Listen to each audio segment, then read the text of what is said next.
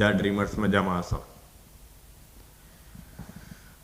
Last સવર્ગ સંયોજનોનું જે video lecture છે એ જોવાઈ ગયું હશે। એમાં આપણે વીબી સિદ્ધાંતની મર્યાદાઓ ભણ્યા હતા અને કેટલાક વિશિષ્ટ પ્રકારના જે મેં તમને સંકરણ માટે ઉપયોગી ઉદાહરણ હતા એ સમજાવ્યા હતા। તો એ આખું લેક્ચર જોવાઈ ગયું હશે અને એના ઉપર આધારિત જે આપણે બુધવારની ટેસ્ટમાં ક્વેશ્ચન હતા એ પણ બધા સોલ્વ થઈ ગયા હશે, બરાબર। તો હવે વીબી સિદ્ધાંતની મર્યાદાને દૂર કરવા માટે હવે આપણે એક નવો સિદ્ધાંત ભણવાનો થાય જેને સ્ફટિક ક્ષેત્રવાદ અથવા તો ક્રિસ્ટલ ફિલ્ડ થિયરી કહેવામાં આવે, જેને ટૂંકમાં CFT વડે દર્શાવવામાં આવે।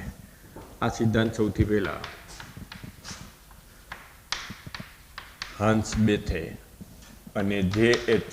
વાન વ્લેક નામના વૈજ્ઞાનિકે, ફિઝિક્સ ભૌતિકશાસ્ત્રી છે આ બે, હાન્સ બેથે અને J.H. વાન વ્લેક, આ બે ભૌતિકશાસ્ત્રીઓએ સૌથી પહેલાં રજૂ કરેલો છે। આ સિદ્ધાંતની મુખ્ય અભિધારણામાં સૌથી પહેલી અભિધારણા MCQ માટે કામની, ક્યારેક JEE નીટમાં ગુજકેટમાં પૂછાય એવો જે આ મુદ્દો છે એ ખાસ નોંધી લેજો, ટેક્સ્ટબુકની અંદર અંડરલાઇન કરી નાખજો કે આ થિયરીની સૌથી પહેલી મુખ્ય અભિધારણા એ છે કે આમાં જે કંઈ ચર્ચાઓ કરેલી છે, જે કંઈ દલીલ કરી અને આ સિદ્ધાંતને સમજાવવામાં આવેલો છે એમાં પાયો સ્થિર વિદ્યુતના નિયમનો છે। આ બે ભૌતિકશાસ્ત્રીઓ છે એને સ્થિર વિદ્યુતના નિયમોનો ઉપયોગ કરી અને આ ક્રિસ્ટલ ફિલ્ડ થિયરી સમજાવેલી છે। એટલે સૌથી પહેલી મુખ્ય અભિધારણા સ્થિર વિદ્યુતનો નમૂનો છે એ થાય। એટલે ટૂંકમાં ક્યારેક કોઈક વખત MCQમાં પૂછી નાખે કે ક્રિસ્ટલ ફિલ્ડ થિયરી કોના ઉપર આધારિત છે, તો ત્યારે તમને આ મુદ્દો આપણે જોઈએ। સ્થિર વિદ્યુતનો નમૂનો એટલે શું કે ધન ધન વચ્ચે અપાકર્ષણ થાય, ઋણ ઋણ વચ્ચે અપાકર્ષણ થાય અને ધન વીજભાર અને ઋણ વીજભાર વચ્ચે આકર્ષણ થાય। ટૂંકમાં સમાન વીજભારો વચ્ચે અપાકર્ષણ થાય અને વિરુદ્ધ વીજભારો વચ્ચે આકર્ષણ થાય એ કુલંબિક આકર્ષણ બળના સિદ્ધાંત ઉપર અને અપાકર્ષણ બળના સિદ્ધાંત ઉપર આખી થિયરી આધારિત છે। આ થિયરીમાં જે ધાતુ આયન છે એને ધન વીજભારિત બિંદુ તરીકે કલ્પેલું છે અને જે લિગેન્ડ છે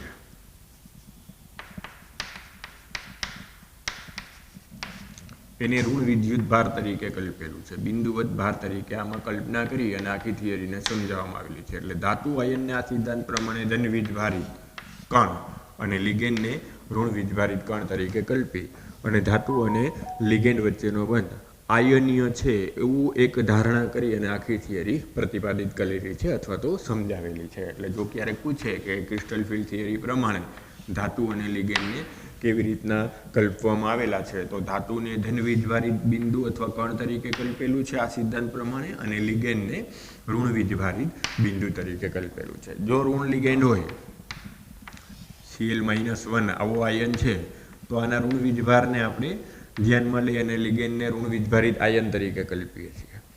અને જો તટસ્થ લિગેન્ડ હોય તો આ થિયરી પ્રમાણે તમે શું બોલશો કે નાઇટ્રોજન આંશિક ઋણ વીજભારિત છે, નાઇટ્રોજન આંશિક ધન વીજભારિત છે, ત્યારે એને દ્વિધ્રુવીય આયન તરીકે કલ્પી અને લિગેન્ડનો જે આ સવર્ગ સ્થળ નિર્દેશ છે નાઇટ્રોજન એના ઋણ વિદ્યુત ભારને આબંધકારક ઇલેક્ટ્રોન યુગ્મ ધરાવતો જે ઋણ વિદ્યુત ક્ષેત્ર છે એના ઋણ વિદ્યુત ભારને આ ઋણ વિદ્યુત ક્ષેત્ર તરીકે કલ્પવામાં આવે અથવા તો ઋણ ભારિત બિંદુ તરીકે કલ્પવામાં આવે। એટલે આમ જો ક્યારેય પૂછે કે સ્ફટિક ક્ષેત્રવાદમાં ધાતુ આયન અને લિગેન્ડ વચ્ચેનો જે બંધ છે એને કેવો કલ્પેલો છે, તો એને આયનીય બંધ અથવા તો વિદ્યુત સંયોજક બંધ તરીકે ગણી ધારણા કરી અને આખી થિયરીને મુદ્દાઓને સમજાવવામાં આવેલા। એટલે ક્યારેક આવો ક્વેશ્ચન પૂછાય છે ગુજકેટમાં, JEE નીટમાં કે ક્રિસ્ટલ ફિલ્ડ થિયરીનો પાયો શું છે, તેનો પાયામાં આ અભિધારણા છે કે એ સ્થિર વિદ્યુતના નિયમો ઉપર આધારિત છે। આ થિયરીમાં ધાતુ અને લિગેન્ડ વચ્ચેનો જે બંધ છે એને વિદ્યુત સંયોજક બંધ અથવા તો આયનીય બંધની કલ્પના કરી, આયનીય બંધની ધારણા કરી અને આખો સિદ્ધાંત ઉપજાવવામાં આવેલો છે। આ થિયરી પ્રમાણે શું ધારણા કરવામાં આવે કે જ્યારે ધાતુ પરમાણુ કે ધાતુ આયનની ફરતે લિગેન્ડ ગોઠવાય ત્યારે તમારે આમ વિચારવાનું કે ધનની ફરતે ઋણ આયન ગોઠવાય છે। ધનની ફરતે જ્યારે ઋણ આયન ગોઠવાય ત્યારે ધાતુ અને લિગેન્ડના ઋણ વિદ્યુત ક્ષેત્ર વચ્ચે, એટલે કે ધન વિદ્યુત ભાર ધરાવતું બિંદુ અને ઋણ વિદ્યુત ભાર ધરાવતા બિંદુ વચ્ચે કુલંબિક આકર્ષણ બળ ઉત્પન્ન થશે અને એને કારણે ધાતુની ફરતે લિગેન્ડ ગોઠવાયેલા હોય છે, આકર્ષિત થયેલા હોય છે। ધનાયનની ફરતે જે રીતના આપણે ઋણાયનોની ગોઠવણીની કલ્પના કરતા હોય આયનીય સંયોજનોમાં, એ રીતના આ થિયરીમાં આમ સમજાવવામાં આવ્યું. ધાતુ છે એ ધનવિદ્ભારિત બિંદુ છે, લિગેન્ડ છે એ ઋણ વિદ્યુતભાર ધરાવતું એક કણ છે અથવા બિંદુ છે. તો આ બે વચ્ચેના કુલંબિક આકર્ષણ બળને કારણે ધાતુની ફરતે લિગેન્ડ એની નજીક આવી અને ગોઠવાય છે. એક આકર્ષણ બળ, કુલંબિક આકર્ષણ બળ નિપજે છે. હવે જ્યારે લિગેન્ડ ધાતુની ફરતે ગોઠવાય ત્યારે જો લિગેન્ડનું ઋણ વિદ્યુત ક્ષેત્ર ધાતુના ધન વિદ્યુત ક્ષેત્રથી આકર્ષિત થાય ત્યારે આ થિયરીમાં એક નવી કલ્પના આમ રજૂ કરવામાં આવી કે જ્યારે ઋણ વિદ્યુત ક્ષેત્ર ધન વિદ્યુત ક્ષેત્રની ફરતે ગોઠવા છે ત્યારે ધનાયન અને ઋણાયન વચ્ચે જે આકર્ષણ બળ પ્રવર્તે છે એ તો હશે, પણ સાથે સાથે આ લિગેન્ડના ઋણ વિદ્યુત ક્ષેત્રને કારણે ધાતુ આયન અથવા પરમાણુની અંદર જે ડી કક્ષકો છે એ ડી કક્ષકોના ઇલેક્ટ્રોન એ ઋણ વીજભારિત હોય. તો એ ડી કક્ષકોના ઇલેક્ટ્રોનના ઋણ વીજભારને અને આ લિગેન્ડના જે ઋણાયન છે, લિગેન્ડને જે આપણે ઋણાયન તરીકે કલ્પેલો છે, એના ઋણ વિદ્યુત ક્ષેત્રને કારણે એ બે વચ્ચે અપાકર્ષણ ઉત્પન્ન થશે. એટલે કે આમ સ્થિર વિદ્યુતના નિયમોનો ઉપયોગ કર્યો આપણે કે ધન અને ઋણ વચ્ચે આકર્ષણને કારણે ધાતુની ફરતે લિગેન્ડની ગોઠવણી થાય છે. પણ જેવી આ ઋણ લિગેન્ડની ગોઠવણી થાય ત્યારે એ લિગેન્ડનું ઋણ વિદ્યુત ક્ષેત્ર અને ધાતુની જે ડી કક્ષકોનો ઇલેક્ટ્રોન છે એ બે વચ્ચે અપાકર્ષણ પણ ઉત્પન્ન થશે અને એ અપાકર્ષણ બળને કારણે ડી કક્ષકો જે આપણે ધાતુ પરમાણુ કાયનમાં સમશક્તિક ગણતા હતા, ડી કક્ષકો જે 5 આપણે ડી જનરેટ અથવા તો સમશક્તિક ગણતા હતા એ હવે સમશક્તિક રહેશે નહીં.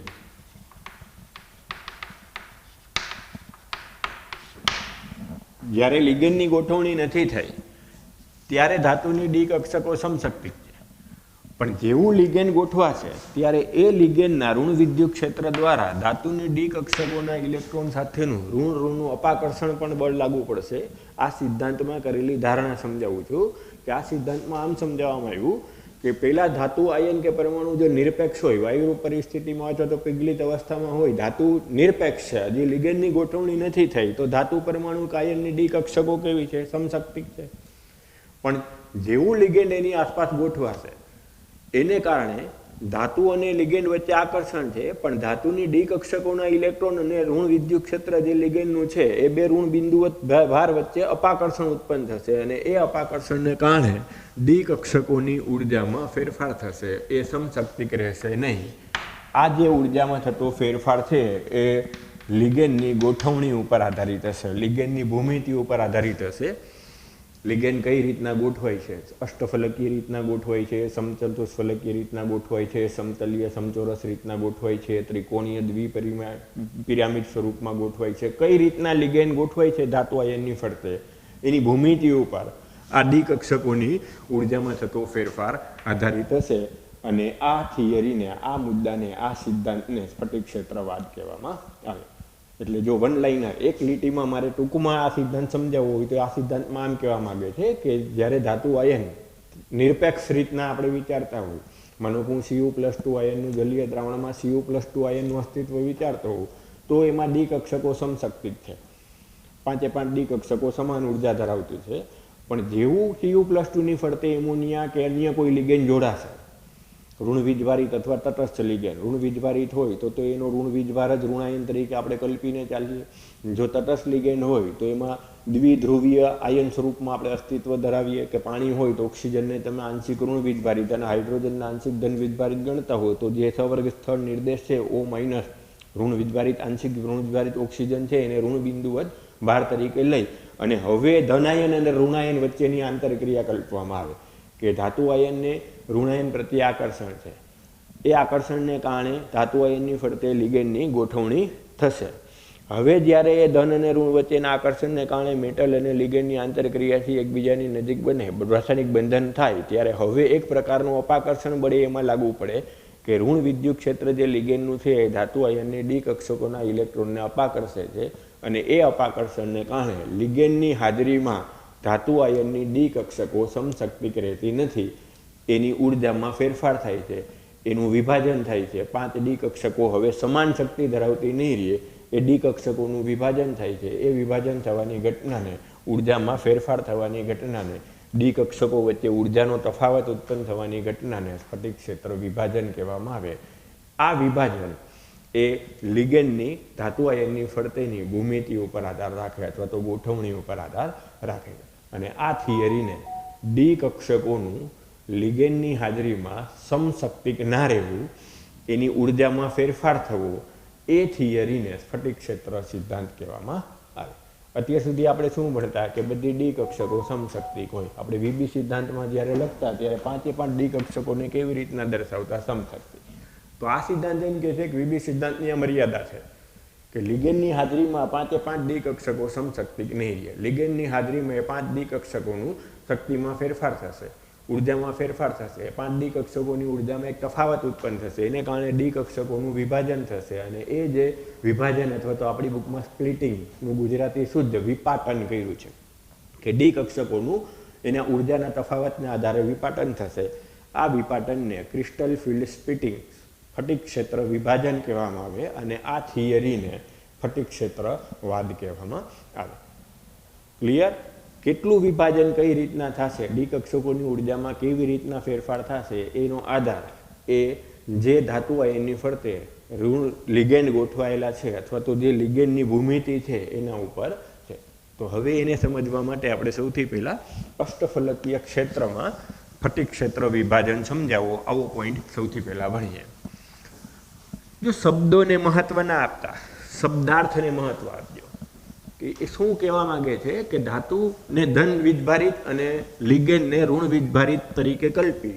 પહેલાં તો ધાતુ અને લિગેન્ડ વચ્ચેનો જે બંધ છે એને વિદ્યુત સંયોજક બંધ અથવા તો આયનીય બંધ સ્વરૂપમાં દર્શાવી અને આ બે જ વૈજ્ઞાનિકોએ આવી ધારણા રજૂ કરી કે ધન અને ઋણ વચ્ચેના આકર્ષણને કારણે લિગેન્ડની ધાતુ આયનની ફરતે લિગેન્ડ ગોઠવાય છે, ધાતુ પરમાણુ આયનની ફરતે લિગેન્ડ ગોઠવાય છે. એના માટે આકર્ષણ જવાબદાર છે. પણ સાથે સાથે એ લિગેન્ડ ઋણ વીજભારિત અથવા તો ઋણાયન તરીકે આપણે કલ્પેલું છે એટલું ઋણ વિદ્યુત ક્ષેત્ર ધાતુ પરમાણુ આયનની ડી કક્ષકોનું જે સમશક્તિકપણું હોય, ગેરહાજરી હોય લિગેન્ડની ત્યારે ડી કક્ષકો સમશક્તિક છે. પણ લિગેન્ડની હાજરીમાં હવે ડી કક્ષકો પોતાનું સમશક્તિકપણું ગુમાવે છે. એ સમશક્તિકપણું ગુમાવે છે એને કારણે ડી કક્ષકોનું વિભાજન થાય છે. ઊંચી ઉર્જા ધરાવતી અને નીચી ઉર્જા ધરાવતી ડી કક્ષકો, આમ બે પ્રકારની કક્ષકો ઉત્પન્ન થાય છે. અને એ ઘટનાને સ્ફટિક ક્ષેત્ર વિભાજન અથવા વિપાટન અથવા તેને ઇંગ્લિશમાં ક્રિસ્ટલ ફિલ્ડ સ્પ્લિટિંગ તરીકે ઓળખવામાં આવે. હવે આ થિયરી પ્રમાણે, આ વાદ પ્રમાણે જે વિપાટન થાય, ડી કક્ષકોની જે વહેંચણી થાય લિગેન્ડની હાજરીમાં, એ લિગેન્ડની ભૂમિતિ ઉપર આધાર રાખે છે. એટલે હવે આપણે એની ભૂમિતિને ધ્યાનમાં લઈને આ થિયરી સમજાવવાની આવે તો સૌથી પહેલું માટે આ ભણવું પડે કે ઓક્ટાહેડ્રલ અષ્ટફલકીય ક્ષેત્રમાં ડી કક્ષકોનું વિભાજન સમજાવો અથવા તો ડી કક્ષકોનું વિપાટન સમજાવો. તો સૌથી પહેલા આપણે અષ્ટફલકીય ક્ષેત્રમાં ડી કક્ષકનું વિભાજન ભણીએ. આ સિદ્ધાંત પ્રમાણે જ્યારે વાયુ પરિસ્થિતિમાં, વિગલિત પરિસ્થિતિમાં અથવા તો નિરપેક્ષ રીતના ધાતુ આયન કે ધાતુ પરમાણુની ડી કક્ષકો હોય, મેટલ હોય, ત્યારે એ સમશક્તિક હોય, ડી કક્ષકો સમશક્તિક હોય. હવે જ્યારે એની ફરતે ઋણાયન ગોઠવાય ત્યારે એ ઋણાયનના ઋણવીજભાર અને ડી કક્ષકોના ઇલેક્ટ્રોનના ઋણવીજભાર વચ્ચેના અપાકર્ષણને કારણે ડી કક્ષકોની ઉર્જામાં વધારો થાય. જો લિગેન્ડની અસર સમમિતીય હોય, સમમિતીય વિદ્યુત ક્ષેત્ર ઉત્પન્ન થતું હોય લિગેન્ડને કારણે, તો બધા ડી કક્ષકોની ઉર્જા એક સરખી વધે, સરેરાશ બધાની ઉર્જા એક સરખી વધે તો ડી કક્ષકો સમશક્તિક જ રહે. એટલે કે જો ઋણાયનની અસર સમમિત હોય, ડી કક્ષકોના ઇલેક્ટ્રોન સાથેના અપાકર્ષણને કારણે ઉર્જામાં વધારો થાય, પણ જો લિગેન્ડનું ઋણ વિદ્યુત ક્ષેત્ર સમમિતિ અસર ડી કક્ષક ઉપર નિપજાવતું હોય તો ડી કક્ષકોની સમશક્તિકપણાને કોઈ અસર ના થાય તો એ સમશક્તિકની સમશક્તિક રહે, બધાની સરેરાશ ઉર્જા વધે. પરંતુ આ સિદ્ધાંત એમ કહે છે કે લિગેન્ડની ભૂમિતિ પ્રમાણે, લિગેન્ડની ગોઠવણી પ્રમાણે ધાતુ આયનની ફરતે જે લિગેન્ડ અવકાશમાં ગોઠવાય છે એને કારણે આવી સમમિત અસર થશે નહીં. લિગેન્ડની ગોઠવણી અવકાશમાં જે થાય છે એને કારણે ડી કક્ષકો ઉપર અપાકર્ષણની અસર અસમ્મિત રીતના થશે, જુદી જુદી રીતના થશે. અને એટલે પરિણામે ડી કક્ષકોની ઉર્જામાં એ અપાકર્ષણની કારણે ફેરફાર જુદો જુદો થાય છે. અને પરિણામે એ અપાકર્ષણ બળ જુદું જુદું થાય છે, એને કારણે ડી કક્ષકોની ઉર્જા માં જે ફેરફાર જોવા મળે છે એને ડી કક્ષકોનું વિભાજન કહેવામાં આવે. તો જો હવે અષ્ટફલકીય ક્ષેત્રમાં તમારે સમજવું હોય તો લિગેન્ડની ફરતે અષ્ટફલકીય ગોઠવણી એટલે આ રીતના 6 લિગેન્ડ એક્સ વાય અને ઝેડ અક્ષ ઉપર ગોઠવાયેલા હોય 6 ખૂણાઓ તરફ, એને આપણે અષ્ટફલકીય ગોઠવણી કહેતા હોય. તો આ થિયરી પ્રમાણે લિગેન્ડની જ્યારે આવી રીતના એક્સ વાય ઝેડ અક્ષ ઉપર ગોઠવણી થઈ હોય અષ્ટફલકના 6 ખૂણા તરફ, ત્યારે એ લિગેન્ડના ઋણ વીજભારની અસર સંમિત રહેશે નહીં, અસંમિત થશે. કારણ કે તમે ભણી ગયા કે ડી કક્ષકો ડી જે square, D A square minus Y square, D x Y, D Y Z અને ડી ઝેડ એક્સ, આની ભૂમિતિ, આની આકાર તમે ત્રિપરિમાણમાં પરમાણ્વીય બંધારણવાળા પાઠમાં શીખી ગયા કે ડી જે સ્ક્વેર છે એ ઝેડ અક્ષ ઉપર ઇલેક્ટ્રોન મળી આવવાની ડમ્બેલ સંભાવના દર્શાવે. ડી કક્ષક ડબલ ડમ્બેલ હોય તો પેલું ડમ્બેલ એ ઝેડ અક્ષ ઉપર અને બીજું ડમ્બેલ એ પાછળ સમતલમાં ઝેડ અક્ષ ઉપર જ હોય. તો આમ ડી જે સ્ક્વેર કક્ષકની જે ભૂમિતિ છે, જે યામમાં ત્રિપરિમાણમાં ગોઠવણી છે, એમાં ઇલેક્ટ્રોન મળી આવવાની સંભાવના અક્ષ ઉપર છે. D x square minus Y square જો તમે યાદ કરો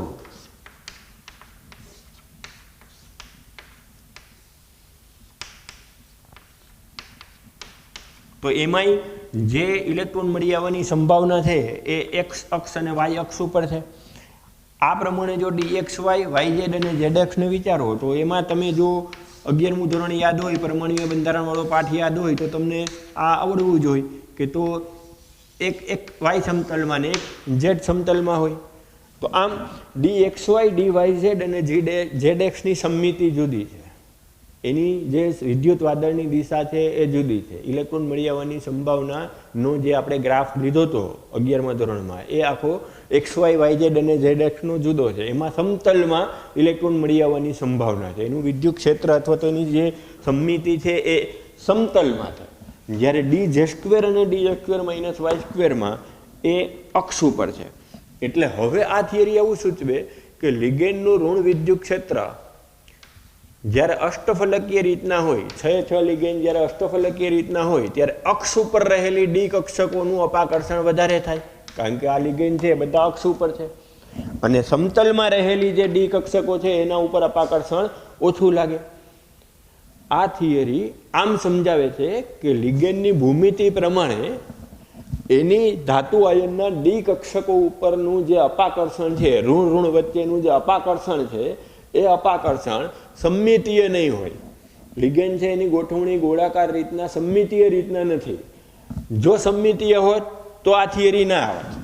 તો આપણે ખાલી એટલું કહીએ કે ડી કક્ષકની ઉર્જા વધે છે પણ એક સમાન સરેરાશ એક સમાન જ રહે છે. ડી કક્ષકોની સમશક્તિપણાને તો અસર ના થાય, પણ લિગેન્ડની ગોઠવણી જ્યારે અષ્ટફલકીય રીતના થાય ત્યારે એ લિગેન્ડની ગોઠવણી અષ્ટફલકીય હોવાથી, અક્ષ ઉપર હોવાથી ડી કક્ષકો ઉપર હવે એ સમમિતીય અસર નહીં દર્શાવે, અસમમિતીય અસર દર્શાવશે. કારણ કે ડી કક્ષકમાં 5 ડી કક્ષકો પૈકી 2 ડી કક્ષક અક્ષ ઉપર ગોઠવાયેલી છે અને 3 ડી કક્ષક સમતલમાં ગોઠવાયેલી છે. પરિણામે લિગેન્ડના જે ઋણ વિદ્યુત ક્ષેત્ર છે, જેને આપણે ઋણ વીજભાર, ઋણાયન તરીકે કલ્પ્યું છે, એના દ્વારા આ અક્ષ ઉપર રહેલી કક્ષકોના ઇલેક્ટ્રોન ઉપર અપાકર્ષણ વધશે. એના ઉપર અપાકર્ષણ વધશે એટલે એની ઉર્જામાં વધારો થશે. એની ઉર્જામાં વધારો થશે એટલે એ 2 કક્ષકો વધુ ઉર્જાવાળી બનશે. આની ઉર્જા જેટલી વધશે એના સાપેક્ષે જે સમતલમાં રહેલી કક્ષકો છે એની ઉર્જા એની સાપેક્ષે ઓછી થશે. પરિણામે આમ જે 5 ડી કક્ષકો સમશક્તિક હતી એ લિગેન્ડની હાજરીમાં જુદી જુદી ઉર્જાવાળી 2 પ્રકારની કક્ષકોમાં વિભાજિત થશે, જેને સમતલમાં રહેલી 3 કક્ષકો જેની ઉર્જામાં ઘટાડો થાય છે, જે ઓછી ઉર્જાવાળી બને છે, એને આપણે ટ્રિપલી ડીજનરેટ કક્ષકો, ટ્રિપલી ડીજનરેટ કક્ષકો તરીકે ઓળખીએ, જેને T2G સંજ્ઞા વડે દર્શાવવામાં આવે. અને જે અક્ષ ઉપર રહેલી 2 કક્ષકો છે, ડી જે સ્ક્વેર અને D x square minus Y square, જેની ઉર્જામાં વધારો થાય છે, એને EG સંજ્ઞા વડે દર્શાવવામાં આવે. આ જી સંજ્ઞાનો મતલબ જીરેડ થાય. જીરેડનો મતલબ સમાન, સંમિત. આ 2 સરખી અને આ 3 સરખી, એટલે જીનો મતલબ જીરેડ થાય. આ ખાલી જનરલ નોલેજ માટે આપું છું, એને તમારે કંઈ ઉપયોગમાં લેવાનું નથી. તો સ્પેક્ટ્રોસ્કોપિક વર્ણપટીય પદ છે. અત્યારે તો એને ખાલી આપણને લખીને આપી દીધું છે કે T2G અને EG વડે ઓળખવું, પણ આખું સ્પેક્ટ્રો વર્ણપટીય પદના જે સંજ્ઞાઓ આ સિદ્ધાંતમાં ઊંડાણપૂર્વક જ્યારે અભ્યાસ કરો ત્યારે જે રજૂ કરવામાં આવ્યો હોય એ અહીંયા છે. એટલે જ્યારે અષ્ટફલકીય અને સમતલીય સમચોરસ આ બેમાં વિભાજન જ્યારે તમે ભણતા હો ડી કક્ષકોનું, ત્યારે એ જીરેડનો ઉપયોગ કરવામાં આવે કેન્દ્રની ફરતે સમમિતીય હોવાને કારણે. એટલે ત્યારે આમ T2G અને EG લખવાનું. પણ જ્યારે સમચતુષ્ફલકીય હોય ત્યારે સમમિત ના હોય, એ તો ત્રિપરિમાણમાં સમચતુષ્ફલકીય રીતના ગોઠવાયેલી જે વર્ગ બહુફલકીય રચના છે એના માટે આ સમમિતિ કેન્દ્રની ફરતે ન હોવાથી જીરેડ શબ્દનો ઉપયોગ કરવામાં આવે નહીં. એમાં જી નહીં લખવામાં આવે. એમાં ખાલી આપણે આગળ સમચતુષ્ફલકીયનું ભણશું ને ત્યારે હું એમ કહીશ કે T2 અને E લખવું, T2G અને EG ના લખવું. જી શબ્દ અષ્ટફલકીય અને સમતલીય સમચોરસ આ બેમાં જ્યારે તમે ડી કક્ષકોનું વિભાજન ભણતા હો ને ત્યારે જ ઉપયોગમાં લેવામાં આવે. એટલે આમ જે 5 ડી કક્ષકો સમશક્તિક હતી એનું અષ્ટફલકીય રીતના જ્યારે લિગેન્ડ ગોઠવાય ધાતુ આયનની ફરતે ત્યારે એની અસમ્મિતીય અસર, અપાકર્ષણની જુદી જુદી ડી કક્ષકો ઉપર અસમ્મિતીય અસરને કારણે બે જુદી જુદી ઉર્જા ધરાવતી ડી કક્ષકોમાં વિભાજન થાય છે. આ વિભાજન થવાની ઘટનાને સ્ફટિક ક્ષેત્ર વિભાજન અથવા તો ક્રિસ્ટલ ફિલ્ડ સ્પ્લિટિંગ કહેવામાં આવે. એ વિભાજનને કારણે 3 સમતલમાં રહેલી કક્ષકોની ઉર્જા ઓછી બને છે, જેને T2G કક્ષકો વડે દર્શાવાય, અને 2 અક્ષ ઉપર રહેલી જે કક્ષકો છે એના ઇલેક્ટ્રોનનું લિગેન્ડના ઇલેક્ટ્રોન દ્વારા અપાકર્ષણ અક્ષ ઉપર ગોઠવણી હોવાથી વધારે થવાથી એની ઉર્જામાં વધારો થાય છે. આ વધુ ઉર્જા ધરાવતી અક્ષ ઉપર ગોઠવાયેલી આ 2 કક્ષકોને EG કક્ષકો વડે દર્શાવવામાં આવે છે. એટલે આમ આ સિદ્ધાંત પ્રમાણે હવે ડીની 5 કક્ષકો એવું નહીં બોલવાનું. લિગેન્ડની હાજરીમાં જ્યારે અષ્ટફલકીય ક્ષેત્ર હોય, 6 લિગેન્ડની ગોઠવણી હોય અથવા તો સહવર્ગાંક 6 હોય ત્યારે તમારે આમ બોલવાનું કે ધાતુ આયનમાં T2G અને EG કક્ષકો રહેલી છે. T2G એટલે 3 સમશક્તિક ટ્રિપલી ડીજનરેટ કક્ષકો અને EG એટલે 2 અક્ષ ઉપર રહેલી ડીજનરેટ કક્ષકો. ક્લિયર? હું આમ નહીં બોલું 5 ડી કક્ષકો, આમ નહીં બોલું. હું આમ બોલીશ જ્યારે મારે આ સિદ્ધાંત પ્રમાણે સમજાવવાનું હોય અને ML6 પ્રકારનું સંકીર્ણ હોય, 6 સહવર્ગાંક ધરાવતું અષ્ટફલકીય ક્ષેત્રવાળું લિગેન્ડ હોય તો હું આમ બોલીશ કે ધાતુ આયનમાં T2G અને EG કક્ષકોમાં ઇલેક્ટ્રોનની ગોઠવણી છે. ક્લિયર? હવે જે આ 2 T2G અને EG કક્ષકો વચ્ચે જે આ વિભાજનને કારણે ઉર્જાનો તફાવત આવે એને ડેલ્ટા O વડે દર્શાવવામાં આવે. O four octahedral. અષ્ટફલકીય ક્ષેત્રમાં જે આ ડી કક્ષકોનું વિભાજન થાય છે એ જે વિભાજન છે એ દરમિયાન જે ઉર્જાનો તફાવત આવે એ તફાવતને ડેલ્ટા O વડે દર્શાવવામાં આવે. આ ડેલ્ટા ઓને સ્ફટિક ક્ષેત્ર વિભાજનની ઉર્જા કહેવામાં આવે. હવે જો T2G અને EG વચ્ચે જો આ ઉર્જાનો તફાવત ડેલ્ટા O વડે આપણે દર્શાવતા હોય તો હવે આપણે આટલું સમજી શકીએ કે જે EG કક્ષક છે એની ઉર્જામાં કેટલો વધારો થયો. તો આ ટોટલ ડેલ્ટા O છે એ સરેરાશ આપણે કેટલી કક્ષકો માટે લીધું? 5 કક્ષકો માટે. તો આ 3 T2G કક્ષકમાં જે ઘટાડો થયો એની સાપેક્ષે આના 2 કક્ષકમાં વધારો થયો આના જેટલો, એટલે આને 3/5 ડેલ્ટા O જેટલો વધારો થયો એમ કહેવામાં આવે. અને ટોટલ ડેલ્ટા O જે આ 5 કક્ષકો માટે છે એમાં આનો જે ઘટાડો છે એ આ 2 કક્ષકોની સાપેક્ષે થયો, એટલે ઘટાડાની ચિહ્ન કયું દર્શાવવામાં આવે? માઇનસ. અહીંયા વધારો થાય છે એટલે ચિહ્ન કયું દર્શાવવામાં આવે? પ્લસ. એટલે આમ T2Gની ઉર્જા એમ કહેવાય -2/5 ડેલ્ટા O જેટલી ઘટે છે, જ્યારે EGની ઉર્જા +3/5 ડેલ્ટા O જેટલી વધે છે. આમ બોલી શકાય. એટલે તમને આ સંજ્ઞામાં 3/5 ડેલ્ટા O પ્લસ અને -2/5 ડેલ્ટા O આવું આપણને ટેક્સ્ટબુકની અંદર દર્શાવેલું છે. બરાબર? આ સંજ્ઞા ખાલી આપણને સમજવા માટે દર્શાવેલી છે કે T2Gની ઉર્જા ઘટે છે અને EGની ઉર્જા વધે છે. ટોટલ જો આપણે આને ડેલ્ટા O દર્શાવતા હોય 5 માટેની, તો હવે આપણે એને સરેરાશ આમ કહી શકીએ કે EGની ઉર્જામાં કેટલો વધારો થયો? 3/5 ડેલ્ટા O જેટલો વધારો થયો. T2Gની ઉર્જામાં કેટલો ઘટાડો થયો? 2/5 ડેલ્ટા O જેટલો ઘટાડો થયો. એટલે આમ ધન અને ઋણ, વધારો અને ઘટાડોને દર્શાવવા માટેની સંજ્ઞા છે. આમ 3/5 ના લખ્યું હોય તો આમે લખ્યું હોય 0.6 ડેલ્ટા O અને 0.4 ડેલ્ટા O, તો આમે હું કહી શકું કે T2Gની ઉર્જામાં કેટલો ઘટાડો થાય? તો -0.4 ડેલ્ટા ઓ જેટલો ઘટાડો થાય અને ઇજીની ઉર્જામાં કેટલો વધારો થાય તો +0.6 ડેલ્ટા ઓ આમ લખી અને એમ કહેવાય 0.6 ડેલ્ટા ઓ જેટલો વધારો થાય. આ ડેલ્ટા ઓની વેલ્યુ છે એ તમે મેળવી શકો, વર્ણપટ ઉપરથી મેળવી શકો. શોષણ વર્ણપટ અથવા તો ઉત્સર્જન વર્ણપટના આધારે આવૃત્તિ અથવા તરંગ લંબાઈ મળે અને એ આવૃત્તિ અથવા તરંગ લંબાઈ ઉપરથી hc/λ અથવા તો h × μ આ સૂત્રનો ઉપયોગ કરીને તમે આ એનર્જી ડિફરન્સ ગણી શકો. એટલે પ્રાયોગિક રીતે આ ડેલ્ટા ઓની વેલ્યુ જાણી શકાય. અને એ ડેલ્ટા ઓની વેલ્યુના આધારે જે આપણે વિબી સિદ્ધાંતની મર્યાદા હતી એ પહેલી મર્યાદા અહીંયા દૂર થઈ ગઈ કે જુદા જુદા લિગેન્ડની તમે પ્રબળતાની સરખામણી કરી શક્યા.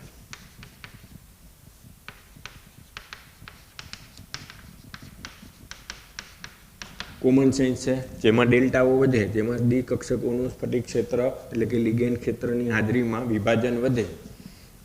લિગેન્ડની હાજરીમાં જ્યારે ડી કક્ષકોનું વિભાજન વધે એટલે કે જેમ ડેલ્ટાઓ વધે, ડેલ્ટાઓ મેં તમને કીધું એમ પ્રાયોગિક રીતે જાણી શકાય. વર્ણપટ ઉપરથી તમે આ ઉર્જાનો તફાવત નક્કી કરી શકો, પ્રાયોગિક રીતે કહી શકો કેટલી ડેલ્ટા ઓ છે.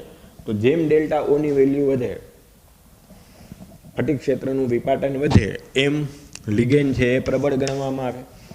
જેમ ડેલ્ટા ઓની વેલ્યુ ઓછી હોય, ડી કક્ષકોનું વિભાજન ઓછું હોય, આ ઉર્જાનો તફાવત જેમ ઓછો હોય એમ લિગેન્ડને કેવો ગણવામાં આવે? નિર્બળ લિગેન્ડ કહેવામાં આવે. એટલે આમ તમે આખું માત્રાત્મક રીતના લિગેન્ડની પ્રબળતાનો ક્રમ કહી શકો. આના સિદ્ધાંતનો આ આઈએમપી મુદ્દો, આના આધારે આપણે લિગેન્ડની સરખામણી કરી શકીએ માત્રાત્મક મૂલ્યના આધારે. એટલે આ એક મુદ્દાને ખાસ નોંધી લેવાનો, અલગ રીતના લખી લેવાનો કે જેમ સ્ફટિક ક્ષેત્ર વિપાટન અષ્ટફલકીય ક્ષેત્રમાં જો આપણે આ ભણીએ છીએ એ વધારે હોય, ડેલ્ટા ઓની વેલ્યુ વધારે હોય, તેમ એ લિગેન્ડ ક્ષેત્ર કેવું ગણવામાં આવે? પ્રબળ. અને જેમ ડેલ્ટા ઓનું મૂલ્ય ઓછું હોય તેમ વિપાટન ઓછું હોય, વિપાટન નાનું હોય, તો એમ એવા લિગેન્ડ ક્ષેત્રને કેવું ગણવામાં આવે? નિર્બળ. તો આ જે પ્રાયોગિક રીતે મેળવેલા વિપાટનની ઉર્જા અથવા તો ડેલ્ટા ઓની જે વેલ્યુ છે એ નક્કી કરી અને જુદા જુદા લિગેન્ડને આપણે જો પ્રબળતાના વધારતા ક્રમમાં ગોઠવીએ તો એ રીતના ગોઠવેલી પ્રબળ લિગેન્ડની શ્રેણીને સ્પેક્ટ્રોકેમિકલ શ્રેણી કહેવામાં આવે. વ્યવહારમાં કેટલાક ઉપયોગી લિગેન્ડ માટે તમને આ શ્રેણી ટેક્સ્ટબુકમાં આપેલી છે. એ જો શ્રેણી અત્યારે આપણે લખીએ તો આમ આવે કે આયોડાઇડ કરતાં બ્રોમાઇડ વધારે પ્રબળ છે, બ્રોમાઇડ કરતાં થાયોસાઇનેટો વધારે, પછી ક્લોરાઇડો, પછી સલ્ફાઇડો, પછી ફ્લોરાઇડો, પછી હાઇડ્રોક્સો, પછી ઓક્ઝલેટો, પછી એક્વા, પછી આઇસોથાયોસાઇનેટો, પછી ઇથિલિન ડાયમાઇન ટેટ્રાએસિટેટો, પછી એમાઇન, પછી ઇથેન 1,2 ડાયમાઇન, પછી સાયનાઇડો, પછી કાર્બોનિલ. આ રીતના આમ કેટલાક જાણીતા જે લિગેન્ડ છે, વ્યવહારમાં ઉપયોગી લિગેન્ડ છે, એની આ ડેલ્ટા ઓની વેલ્યુના આધારે એટલે કે વર્ણપટના મૂલ્યોનો ઉપયોગ કરી, આવૃત્તિ તરંગ લંબાઈ શોષિત જે છે એનો ઉપયોગ કરી એને ઉર્જામાં ફેરવી અને જે લિગેન્ડની પ્રબળતાની ચડતા ક્રમમાં શ્રેણી તૈયાર કરવામાં આવેલી છે એને સ્પેક્ટ્રોકેમિકલ શ્રેણી કહેવામાં આવે. આ સ્પેક્ટ્રોકેમિકલ શ્રેણી તમને કેટલાક ઉપયોગી લિગેન્ડ માટે દર્શાવેલી છે, જે આપણને ટેક્સ્ટબુકમાં પણ આપેલી છે. એટલે આ આખી શ્રેણી છે તમારે યાદ રાખવાની થાય. યાદ રાખવાની એટલે કહું છું કે નીટ 2020માં આ વખતે જે પેપર લેવાનું 2020માં એમાં આ ક્વેશ્ચન હતો. વચ્ચેથી ગમે એ 4 લિગેન્ડ લઈ અને એમ કીધું હતું કે સાચો ચડતો ક્રમ જણાવો લિગેન્ડની પ્રબળતાનો સ્પેક્ટ્રોકેમિકલ સિરીઝના આધારે. તો ત્યારે તમને પછી આ ક્રમ યાદ હોય તો તમે એમાંથી 4 જે આપ્યા હોય એનો યોગ્ય ક્રમ કહી શકો. અને આવો ટેક્સ્ટબુક બેઝ બેઠે બેઠો પ્રશ્ન ગણાઈને ખોટો પડ્યો. બોલો, સાવ ટેક્સ્ટબુકમાંથી બેઠો ક્વેશ્ચન છે તોય ખોટો પડ્યો, તો એનો મતલબ કે ટેક્સ્ટબુક જ હજી પાકી વ્યવસ્થિત રીતના નથી થઈ. તો પછી બહારનું એક્સ્ટ્રા કરવાનું કે એક્સ્ટ્રા પાછળ દોડવાનો કોઈ મતલબ નથી.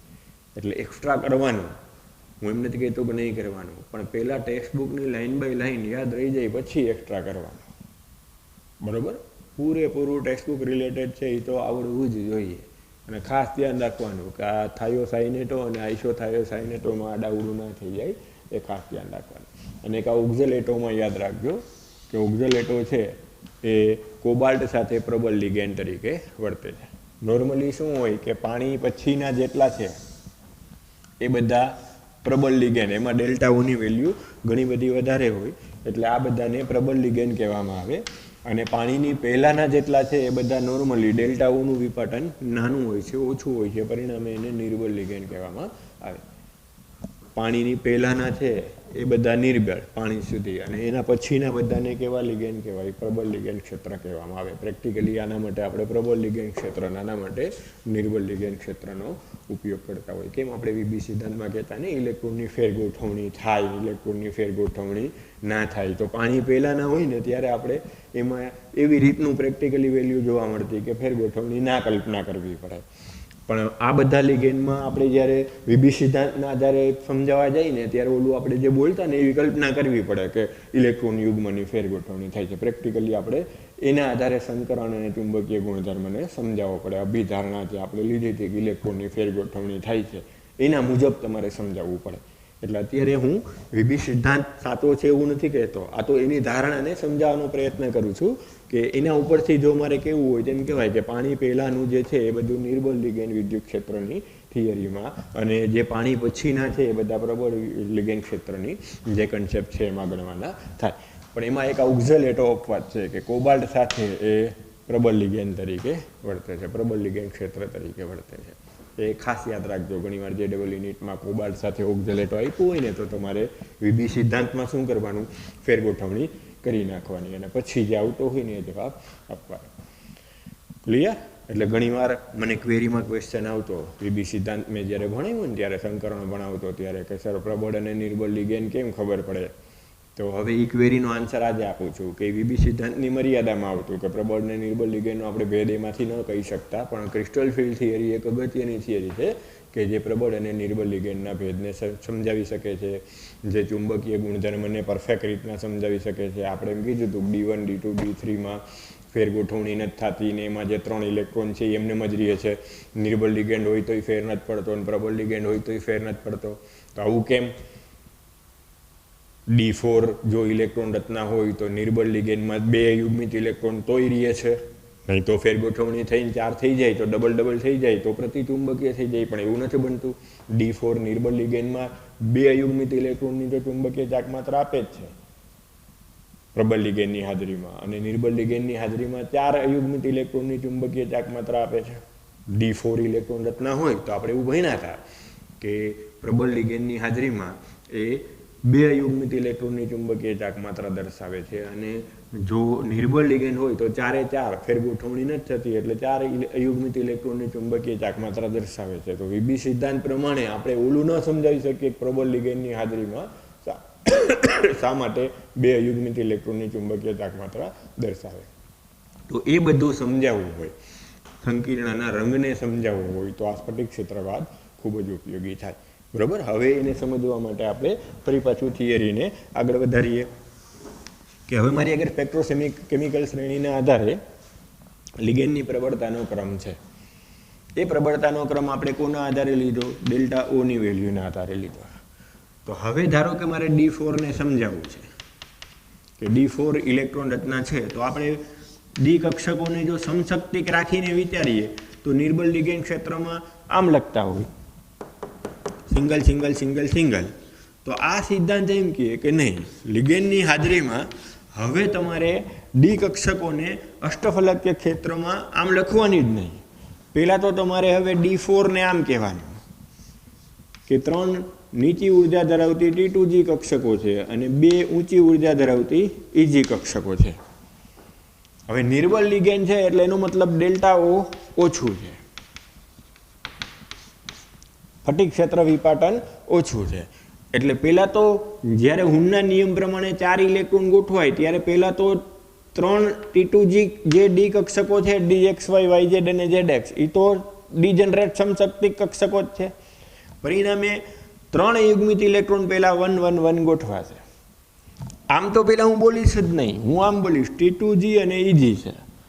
હવે 4 ઇલેક્ટ્રોન ગોઠવવાના છે તો હુનના નિયમ પ્રમાણે પેલા 1 1 1 થશે D4 માં. હવે ચોથા ઇલેક્ટ્રોનનું શું થાય એને હું આમાં યુગ્મિત કરું કે અહીંયા ગોઠવું એ વિચારવાનું થાય.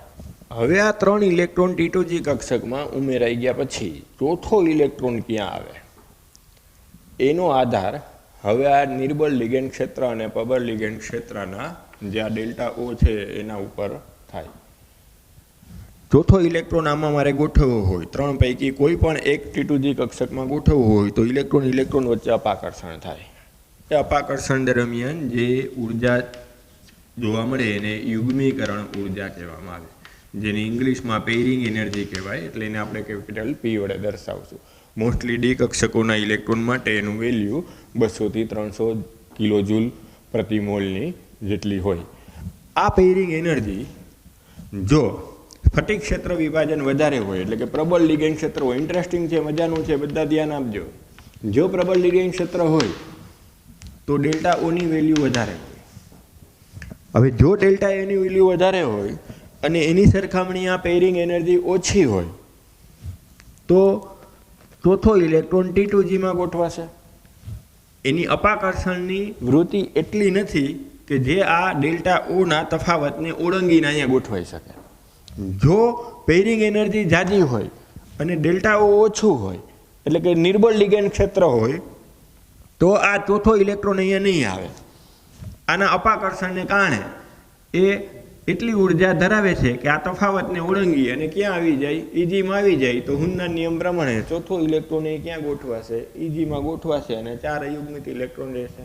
એટલે આમ ચોથો ઇલેક્ટ્રોન ક્યાં ગોઠવાશે એનો આધાર ડેલ્ટા ઓ એટલે કે લિગેન્ડ ક્ષેત્ર પ્રબળ છે કે નિર્બળ છે એના ઉપર હોય. જો પ્રબળ લિગેન્ડ ક્ષેત્ર હોય તો ડેલ્ટા ઓની વેલ્યુ વધારે હોય ત્યારે પેરિંગ એનર્જી એની સરખામણીએ ઓછી હોય. પેરિંગ એનર્જી ઓછી હોય એટલે એનો મતલબ કે જે આ ચોથો ઇલેક્ટ્રોન આમાં આવે છે ત્યારે અપાકર્ષણની ઉર્જા ઓછી છે એટલે કે એ ઇલેક્ટ્રોન એટલી ઉર્જા હવે નહીં ધરાવે કે ઠેકીને આ ઈજીમાં જઈ શકે, આ તફાવત એનર્જી બેરિયરને પાર કરીને ઈજીમાં જઈ શકે. એટલે ફરજિયાત એ ઇલેક્ટ્રોન ક્યાં ગોઠવાશે, T2Gમાં જ ગોઠવાશે અને પરિણામે ત્યારે એની ઇલેક્ટ્રોનની ગોઠવણી T2G4 થશે. જો પ્રબળ લિગેન્ડ ક્ષેત્ર હશે તો સ્ફટિક ક્ષેત્ર વિભાજનની ઉર્જા વધારે હશે, ઇલેક્ટ્રોનના યુગ્મીકરણની ઉર્જા એની સરખામણી ઓછી હશે અને એવા સંજોગોમાં D4 હું નહીં બોલું, હવે હું એમ બોલી કે એ ધાતુ આયનની ઇલેક્ટ્રોન રચના અષ્ટફલકીય ક્ષેત્રમાં ડી કક્ષકો માટે T2G4 EG0 થશે. T2G4 નો મતલબ શું થયો, આ 3 T2Gમાં 4 ઇલેક્ટ્રોન હવે ગોઠવવા છે તો હુનના નિયમ પ્રમાણે ડબલ, સિંગલ અને સિંગલ થાય એટલે પ્રબળ લિગેન્ડ ક્ષેત્રમાં પણ 2 અયુગ્મિત ઇલેક્ટ્રોન તો આવ્યા જ અને 2 અયુગ્મિત ઇલેક્ટ્રોન આવ્યા એટલે એમ કહેવાય કે પ્રબળ લિગેન્ડ ક્ષેત્રમાં પણ D4 ઇલેક્ટ્રોન રચના, જે આપણે વીબી સિદ્ધાંત પ્રમાણે નહોતા સમજાવી શકતા કે શા માટે 2 અયુગ્મિત ઇલેક્ટ્રોનની ચુંબકીય તાપમાત્રા આવે, અહીંયા આપણે કહી શકીએ કે T2Gમાં 2 અયુગ્મિત ઇલેક્ટ્રોન છે T2G4 EG0 ને કારણે અને પરિણામે એ 2 અયુગ્મિત ઇલેક્ટ્રોનની ચુંબકીય તાપમાત્રા દર્શાવે. આ સિદ્ધાંત કાગળ ઉપર જ એમ કહે કે D4 ઇલેક્ટ્રોન રચના પ્રબળ લિગેન્ડ ક્ષેત્રમાં 2 અયુગ્મિત ઇલેક્ટ્રોનની ચુંબકીય તાપમાત્રા દર્શાવશે. એટલે આમ પરફેક્ટ પૂર્ણતઃ ચુંબકીય ગુણધર્મને સમજાવી શક્યો કહેવાય. આમાં ક્યાંય ધારણા જ ના આવી કે ઇલેક્ટ્રોનની ફેર ગોઠવણી થશે. સીધી સૈદ્ધાંતિક સમજૂતી જ આવી કે ભાઈ T2G4 છે એટલે હુનના નિયમ પ્રમાણે ડબલ, સિંગલ સિંગલ હશે.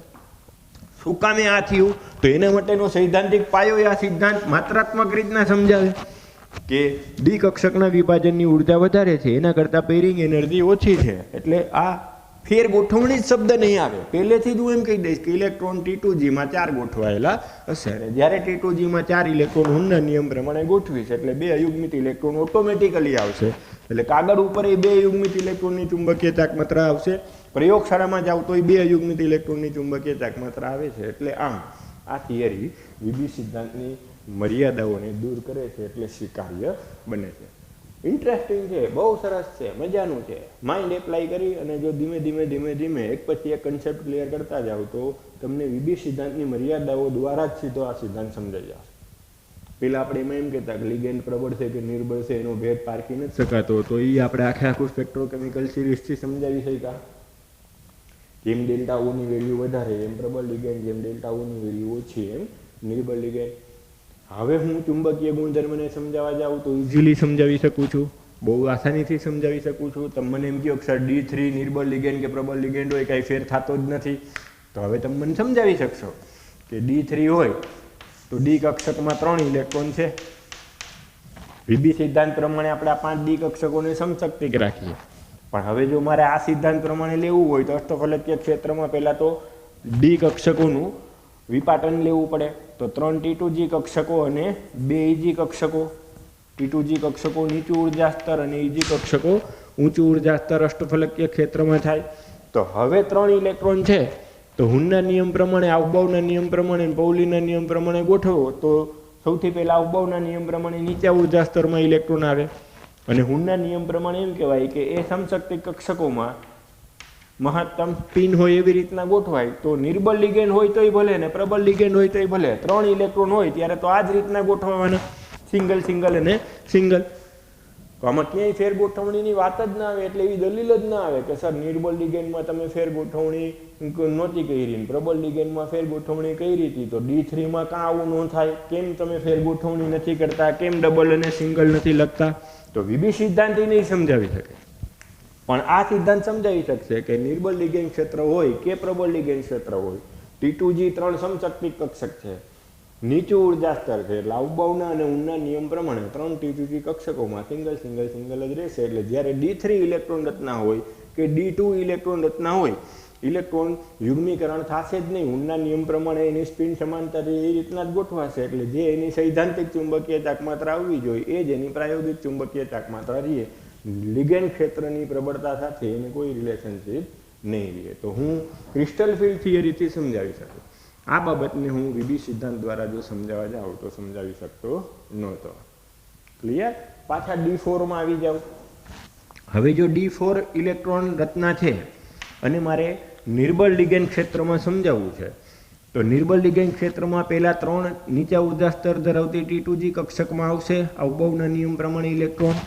હવે નિર્બળ લિગેન્ડ ક્ષેત્ર છે એટલે ડેલ્ટા O ઓછું છે અને પેરિંગ એનર્જી વધારે છે, એટલે કે આ જે તફાવત છે એ ઓછો છે અને એના કરતાં અપાકર્ષણની ઉર્જા વધારે છે, એટલે આસાનીથી બેરિયર પાર કરી જશે અને T2G ને બદલે ઇલેક્ટ્રોન ક્યાં ગોઠવાઈ જશે? EGમાં. એટલે આમ જ્યારે D4 ઇલેક્ટ્રોન રચના હોય અને નિર્બળ લિગેન્ડ ક્ષેત્ર હોય ત્યારે આ સિદ્ધાંત પ્રમાણે ઇલેક્ટ્રોનની ગોઠવણી આમ લખાય: T2G3 EG1, T2G3 EG1 એટલે 4 અયુગ્મિત ઇલેક્ટ્રોન થશે અને 4 અયુગ્મિત ઇલેક્ટ્રોન થશે એટલે એ અનુચુંબકીય ગુણધર્મ 4 અયુગ્મિત ઇલેક્ટ્રોનના સંદર્ભમાં દર્શાવશે. એની ચુંબકીય ચાકમાત્રા 4 અયુગ્મિત ઇલેક્ટ્રોનના અનુરૂપ આવશે.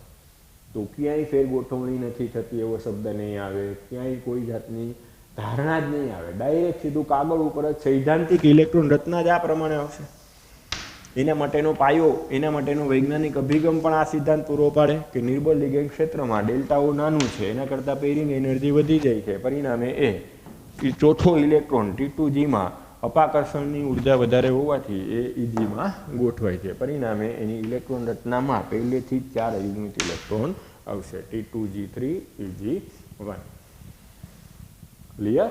એટલે ક્યારેક કોઈક વખત તમને એમ કહે કે પ્રબળ અને નિર્બળ લિગેન્ડ ક્ષેત્રને તમે D4 ઇલેક્ટ્રોન રચના માટે ક્રિસ્ટલ ફિલ્ડ થિયરીના આધારે સમજાવો, તો ત્યારે તમારે આખો પોઈન્ટ લખવાનો થાય કે જો D4 ઇલેક્ટ્રોન રચના છે તો ડેલ્ટા O અને પેરિંગ એનર્જી આના આધારે તમારે ચોથા ઇલેક્ટ્રોનની ગોઠવણી કરી અને ઇલેક્ટ્રોન રચના દર્શાવવાની થશે.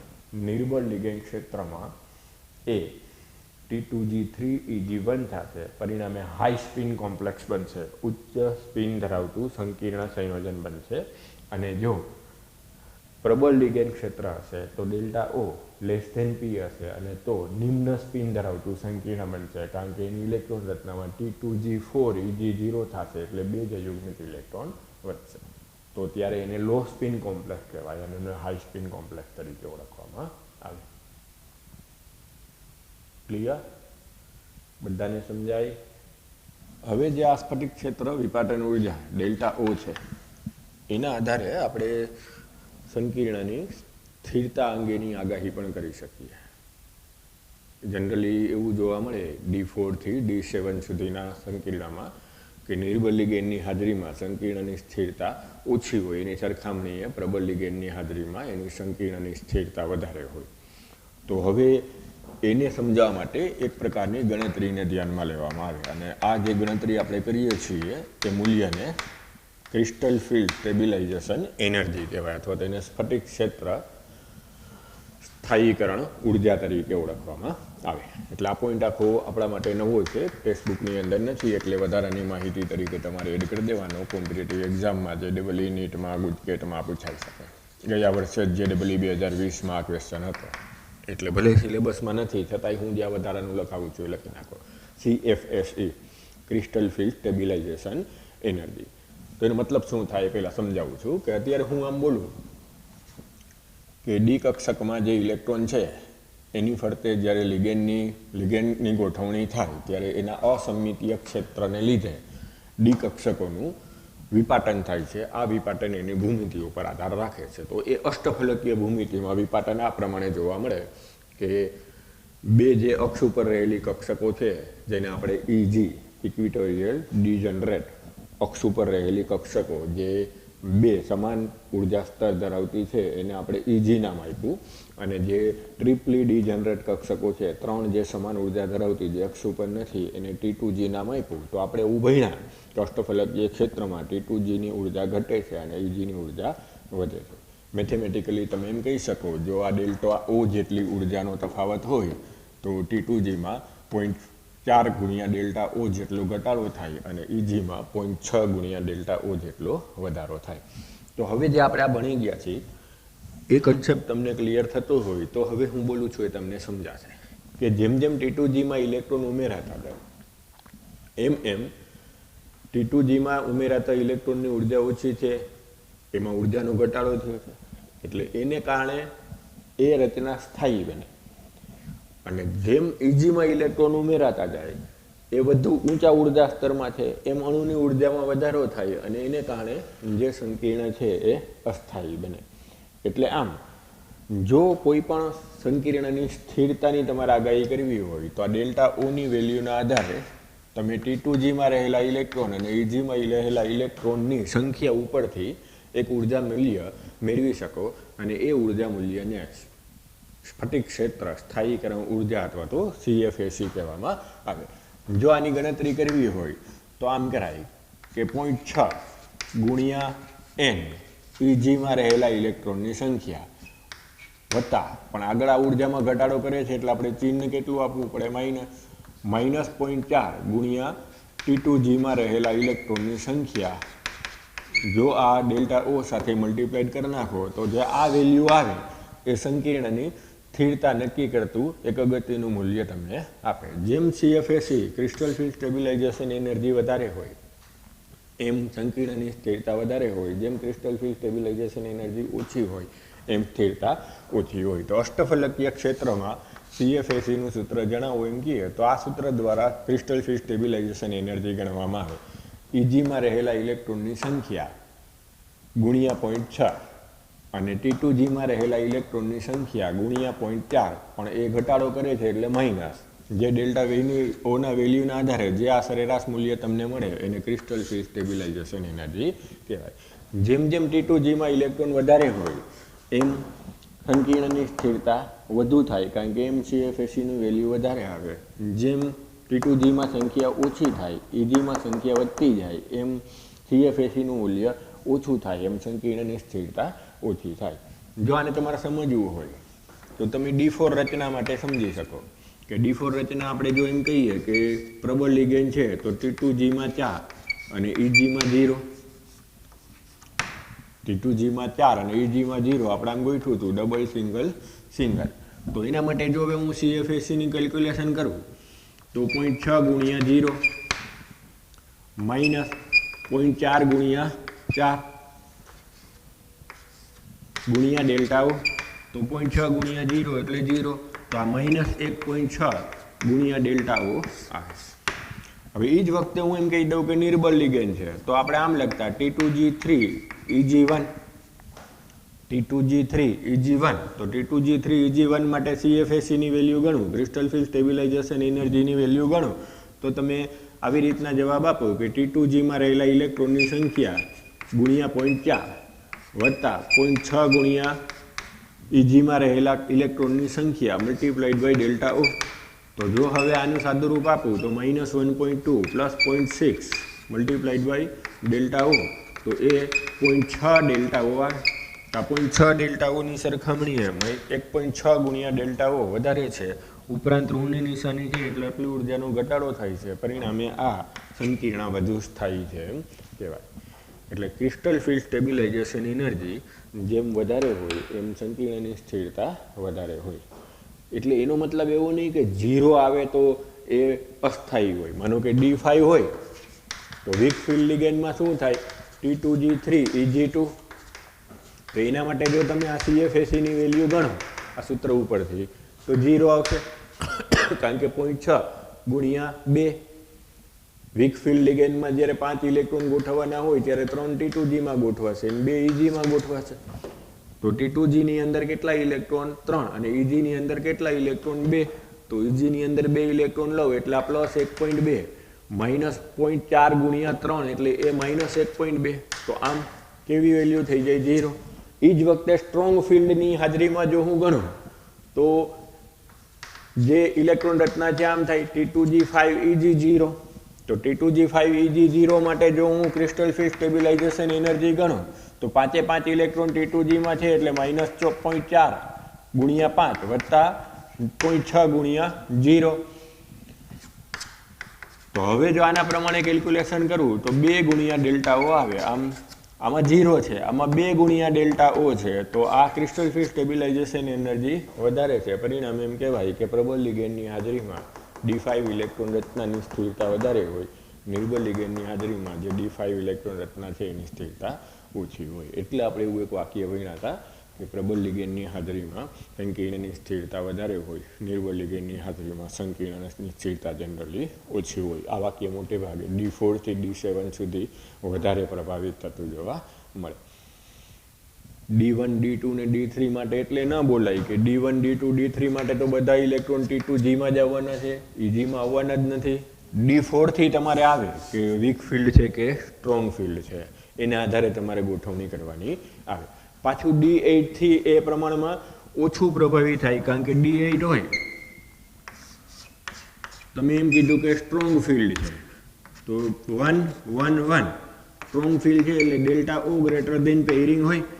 તો પછી પાછું 1 1 1 6 ઇલેક્ટ્રોન થયા, હજી 8 ઇલેક્ટ્રોન છે તો 7મું અને 8મું ઊંડના નિયમ પ્રમાણે EG માં ગોઠવાશે. તો વીક ફિલ્ડ હોય તોય 2 સિંગલ રહેશે, કારણ કે ઊંડના નિયમ પ્રમાણે તો સમશક્તિ કક્ષકોમાં સમાન જ ગોઠવણી થાય. અને સ્ટ્રોંગ ફિલ્ડ હોય તોય ફેર ગોઠવણીની કલ્પના જ નહીં આવે, કારણ કે EG છે એમાં સિંગલ ઇલેક્ટ્રોન જ લેવાના. પ્રબળ ચુંબકીય ક્ષેત્ર છે, પ્રબળ લિગેન્ડ ક્ષેત્ર છે તોય EG માં 2 ઇલેક્ટ્રોન યુગ્મિત નહીં થાય, કારણ કે ઊંડના નિયમ પ્રમાણે સમાન ઉર્જા સ્તરમાં મહત્તમ અયુગ્મિત જ રહે. એટલે D8 હોય તો વીક ફિલ્ડ હોય તોય ભલે અને સ્ટ્રોંગ ફિલ્ડ હોય તોય ભલે, બે માટે CFSE કેવી રહે, સમાન જ રહે. એટલે આમ D8 D9 અને D10 માં બહુ ફેર નહીં પડે, કારણ કે વીક ફિલ્ડમાં જે ઇલેક્ટ્રોનની ગોઠવણી છે EG માં એ સ્ટ્રોંગ ફિલ્ડમાં એ જ રહેવાની. તમે D9 લઈ આવો તો 2 ઇલેક્ટ્રોન આમ જ રહેવાના અને એક આમ રહેવાનું. પછી વીક ફિલ્ડ હોય તો આ રીતના થવાનું ને સ્ટ્રોંગ ફિલ્ડ હોય તો આ રીતના થવાનું.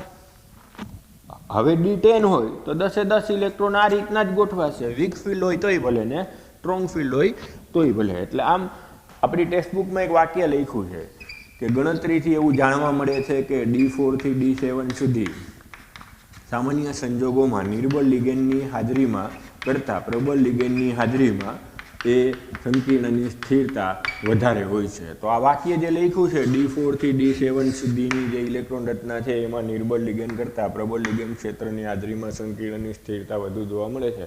પછી એની જે સમજૂતી નથી કે શેના આધારે લખ્યું છે, તો એના માટે હું તમને એ વાક્યને સમજાવવા માટે આ ભણાવું છું. અષ્ટફલકીય ક્ષેત્રમાં જ્યારે તમારે સંકીર્ણની સ્થિરતા નક્કી કરવી હોય ત્યારે આ એક ગણતરીથી મેળવેલું મૂલ્ય એના માટે ઉપયોગમાં લેવામાં આવે. એનો આખો આધાર કયો છે તો સાવ સિમ્પલ અને ઇન્ટરેસ્ટિંગ છે, કોમન સેન્સ છે કે જેમ T2G માં ઇલેક્ટ્રોન જાજા જશે એમ ઓછી ઉર્જા ધરાવતી કક્ષકોમાં ઇલેક્ટ્રોન વધશે, એટલે આને કારણે સંકીર્ણની સ્થિરતા વધશે. આને કારણે સંકીર્ણની સ્થિરતા ઘટશે. તો કેમ આપણે આણ્વિક કક્ષકવાદ વખતે એવું ભણ્યા હોય કે બંધકારક અને બંધ પ્રતિકારક બેનો સમન્વય કરીને તમે બંધ ક્રમાંકના આધારે સ્થિરતા નક્કી કરતા હો. તો આમાં એ જ વસ્તુ થઈ કે આના અને આના બેના સરવાળા ઉપરથી જે ઉર્જા મૂલ્ય આવે એ ઉર્જા મૂલ્યને આપણે સ્ફટિક ક્ષેત્ર સ્થાયીકરણ ઉર્જા તરીકે ઓળખીએ. તો T2Gમાં રહેલા ઇલેક્ટ્રોનની સંખ્યા અને EGમાં રહેલા ઇલેક્ટ્રોનની સંખ્યાને જે આ કુલ ડેલ્ટા O છે એને ધ્યાનમાં લઈ અને જે મેળવો છો ઉર્જા મૂલ્ય એને સ્ફટિક ક્ષેત્ર સ્થાયીકરણ ઉર્જા crystal field stabilisation energy CFSE કહેવામાં આવે. અને એના આધારે તમને ઓલું વાક્ય સમજાવ્યું છે કે D4 થી D7 સુધીની ઇલેક્ટ્રોન રચનામાં જો નિર્બળ લિગેન્ડ લ્યો તો CFSE ની વેલ્યુ ઓછી હોય, પ્રબળ લિગેન્ડ લ્યો તો CFSE ની વેલ્યુ વધારે હોય. એમાં સ્થિરતા વધારે જોવા મળે. એટલે ટૂંકું ને ટચ સ્માર્ટ વર્ક કરો તો એમ કહેવા માંગે છે કે જેમ T2Gમાં ઇલેક્ટ્રોનની સંખ્યા વધશે એમ સંકીર્ણની સ્થિરતા વધશે, કારણ કે તો ઉર્જામાં થતો ઘટાડો વધારે હશે. જેમ T2Gમાં જે ઇલેક્ટ્રોન છે એની સરખામણી હવે EGમાં સંખ્યા વધશે એમ સંકીર્ણની સ્થિરતા ઘટશે. ક્લિયર બધાને સમજાય છે? હા, કેટલીક વાર તમને આ જે CFSE નું મૂલ્ય છે પ્રબળ લિગેન્ડની હાજરીમાં ક્યારેક તમને દાખલો ગણીને કરવાનું કહે તો એમાં એક વસ્તુ હું એક્સ્ટ્રા હજુ બોલું છું, એ ધ્યાન રાખજો કે જ્યારે પ્રબળ લિગેન્ડની હાજરીમાં આપણે આ T2Gમાં ઇલેક્ટ્રોન ગોઠવતા હોય ત્યારે યુગ્મીકરણ થતું હોય આપણી ભાષામાં, ત્યારે આ પેયરિંગ એનર્જીને પણ ધ્યાનમાં લેવી પડે. એટલે ઘણીવાર શું કર્યું હોય, પ્રબળ લિગેન્ડની હાજરીમાં સૂત્ર એવું આપ્યું હોય તમને, તો ત્યારે એ સૂત્રનો ઉપયોગ કરી અને સાચો જવાબ એનાથી મેળવવાનો. ક્યારેક દાખલો ગણવાનો કહીએ ત્યારે જે મેં તમને આ સૂત્ર આપ્યું છે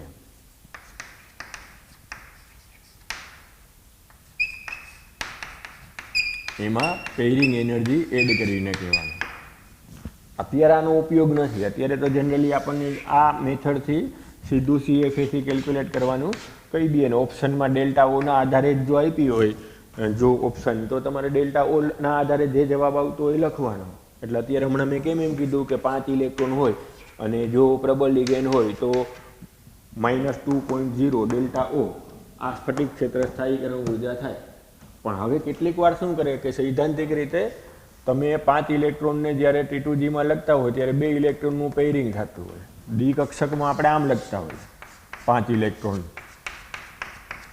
નોર્મલ ડી કક્ષક માટે આપણે જો સમમિતીય વિદ્યુત ક્ષેત્ર ધારીને ચાલતા હોય તો સમશક્તિક હોય, તો એમાં પેયરિંગ નથી. આમાં તમે 5 ઇલેક્ટ્રોનમાં 2નું પેયરિંગ કર્યું એટલે આ જે વેલ્યુ છે ડેલ્ટા ઓના આધારે જે તમે CFSE ની વેલ્યુ છે એમાં 2 ઇલેક્ટ્રોનની જે યુગ્મીકરણ ઉર્જા છે એને પણ એડ કરવી પડે. પણ એ જ્યારે દાખલો ગણવાનો આપ્યો હોય અને આપણને યુગ્મીકરણ ઉર્જા રકમમાં આપી હોય તો તમારે આ વેલ્યુ લેવાની. ડેલ્ટા ઓની વેલ્યુ પણ તમને આપી હોય અને પછી એમાં તમને એમ કહી દીધું હોય કે 1 ઇલેક્ટ્રોનની યુગ્મીકરણ ઉર્જા, 1 ઇલેક્ટ્રોન માટે યુગ્મીકરણ ઉર્જા આટલી છે, તો તમારે એ 2 વખત યુગ્મીકરણ થયું. કોની સરખામણીએ? જે નોર્મલ ડી ઓર્બિટલ છે એની સરખામણીએ, એટલે કે સમશક્તિક કક્ષકો તમે ધારીને ચાલો છો એની સરખામણીએ તમે જે પેયરિંગ કરો છો એની ઉર્જાને ધ્યાનમાં લેવી પડે. એટલે કેટલીક વાર આ મુદ્દાને ધ્યાનમાં લઈ અને પરફેક્ટ સૈદ્ધાંતિક તમને જો દાખલો ગણવાનો કીધો હોય તો સૂત્રમાં પ્રબળ લિગેન્ડ હોય ને ત્યારે પેયરિંગ એનર્જીને પણ ધ્યાનમાં લેવાની. એટલે એ તો તમને ઓપ્શન કયો આપ્યો છે એના ઉપર આધારિત. માનો કે આ જ ઓપ્શન આપ્યો છે તો કાંઈ પ્રશ્ન નથી, તો CFSE આ લખી નાખો. પણ ક્યારે કામ કીધું હોય, ઓપ્શન આમ આપ્યો હોય કે આટલું પ્લસ 2 ઇલેક્ટ્રોનની પેયરિંગ એનર્જી, તો પહેલાં તમારે આ ઓપ્શન લખવાનો થાય.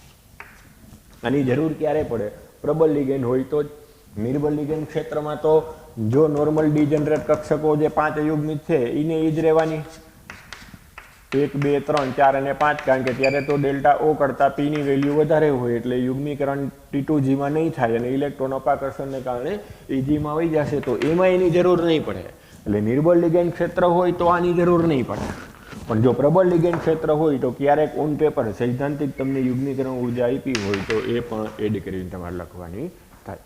એટલે આના દાખલા ભાગ્યે જ પૂછાય છે, પણ ક્યારેક JEE વાળા માટે આ કામનું, નીટ વાળા કરતાં વધારે આ ઉપયોગી JEE વાળાને થશે. એટલે એ ગ્રુપ વાળા આ વધારે સાંભળે. ફરી પાછું મિસઅન્ડરસ્ટેન્ડિંગ ન કરતા. એમ નથી કહેતો કે નીટવાળા ન લખે કે ન સમજે, એ લખી નાખે, સમજી પણ લે, પણ એને આ પૂછાવાના ચાન્સ કરતાં JEE વાળાને આનું પૂછાવાના ચાન્સ વધારે. અને મેં તમને હમણાં સમજાવ્યું હોય કે ગઈ વખતે 2020માં આમાંથી ક્વેશ્ચન હતો, પણ ત્યારે એને પેરિંગ એનર્જી નહોતી આપી અને ખાલી આવી જ રીતના પૂછી નાખ્યું હતું કે આની CFSE કેટલી થાય અષ્ટફલકીય ક્ષેત્રમાં. તો અષ્ટફલકીય ક્ષેત્રમાં CFSEની વેલ્યુનું સૂત્ર જ આવડવું જોઈએ, બીજું કાંઈ ન ખબર પડે કાંઈ નહીં. ગણતરી આ સૂત્રના આધાર કરી નાખવાની કે EGમાં રહેલા ઇલેક્ટ્રોનની સંખ્યા ગુણ્યા 0.6 વત્તા T2Gમાં રહેલા ઇલેક્ટ્રોનની સંખ્યા ગુણ્યા 0.4, પણ એમાં ઘટાડો થાય એટલે ચિહ્ન આપણે કેવું લેતા હોય માઇનસ, અને ગુણ્યા ડેલ્ટા O. ક્લિયર? આ સૂત્રનો મતલબ શું થાય કે T2G સ્થિરતામાં વધારો કરશે, EG છે એ સ્થિરતામાં ઘટાડો કરશે, માટે એ બેના સમન્વયથી આપણે નક્કી કરીએ, એનો સરવાળો કરીને નક્કી કરીએ કે મૂલ્ય કેનું જાજુ છે, અને જે CFSEનું જાજુ મૂલ્ય આપે, ઋણ મૂલ્ય દર્શાવે, એને આપણે એમ કહીએ કે એ સ્થિરતા વધારે દર્શાવશે. જેમાં એ મૂલ્ય ઓછું હશે એમાં એમ કહેશું કે સ્થિરતા ઓછી દર્શાવશે. એટલે આમ આ સૂત્ર છે એ હકીકતના આપણે એક સ્થિરતાને સમજાવવા માટે ઉપજાવેલું એક અગત્યનું વિધેય કહેવાય, એક ગુણધર્મ કહેવાય કે માત્રાત્મક રીતના તમે સંકીર્ણની સ્થિરતાની સરખામણી કરી શકો. એટલે 0 મૂલ્ય આવ્યું હોય તો એવું નહીં માનવાનું કે એવું સંકીર્ણ નહીં રચાય. સાપેક્ષ સરખામણી થશે કે નિર્બળ લિગેન્ડમાં 0 મૂલ્ય છે તો પ્રબળ લિગેન્ડમાં એના કરતાં વધારે મૂલ્ય છે. D5 માટે મેં તમને સમજાવ્યું કે 0 છે, અને જો પ્રબળ લિગેન્ડ લ્યો તો 2 છે, -2 ડેલ્ટા O. તો આમ 2 અને 0માં 2 કિંમત વધારે થાય. માઇનસનું ચિહ્ન તો આપણને ઉર્જાનો ઘટાડો સૂચવે છે, એટલે 2 છે એ વધારે છે. પરિણામે એમ કહેવાનું કે D5માં સંકીર્ણની સ્થિરતા પ્રબળ લિગેન્ડ ક્ષેત્રમાં વધારે હશે, નિર્બળ લિગેન્ડ ક્ષેત્રમાં ઓછી હશે. એટલે આમ ટૂંકમાં આખો કન્સેપ્ટ ટેક્સ્ટબુક સિવાયનો અને એક્સ્ટ્રા છે. ટેક્સ્ટબુકમાં પાછું એને રિલેટેડ ખાલી એક વાક્ય આપી દીધું છે, પછી કંઈ સમજાવ્યું નથી. તો મેં તમને આ સમજાવવાનો પ્રયત્ન કર્યો કે એ વાક્યને તમારે CFSE ક્રિસ્ટલ ફિલ્ડ સ્ટેબિલાઇઝેશન એનર્જીના આધારે સમજાવવાનું થાય. ક્લિયર બધાને? D8નું જો મેં લખ્યું હતું એમાં તમારું ધ્યાન હોય તો મેં આમ લખ્યું હતું, પ્રબળ લિગેન્ડ ક્ષેત્ર હોય કે નિર્બળ લિગેન્ડ ક્ષેત્ર હોય, બેમાં ઇલેક્ટ્રોન રચના આવી જ થવાની, T2G6 EG2, અને આ EG2 એટલે એનો મતલબ કે 2 અયુગ્મિત ઇલેક્ટ્રોન હુનના નિયમ પ્રમાણે રહેવાના. તો દાખલા તરીકે D8 એટલે હું આમ લઈ લઉં Ni+2, તો Ni+2 ની ઇલેક્ટ્રોન રચના પ્રબળ લિગેન્ડ ક્ષેત્રમાં હોય કે નિર્બળ લિગેન્ડ ક્ષેત્રમાં આ જ પ્રમાણે રહેવાની. એટલે આ D કક્ષક EG ખાલી નથી, 2 અયુગ્મિત ઇલેક્ટ્રોન છે. એટલે હવે જ્યારે અષ્ટફલકીય ક્ષેત્રમાં લિગેન્ડ જોડાય ત્યારે એ બાહ્ય કક્ષક સંકીર્ણ જ બનાવે, કારણ કે 5માંથી એકય D સવર્ગ સહસંયોજક બંધ બનાવવા માટે અનુકૂળ નથી. એટલે મને માનો કે એમ કહી દઈએ કે Na3 2+ સંકીર્ણ છે એ બાહ્ય કક્ષક સંકીર્ણ છે,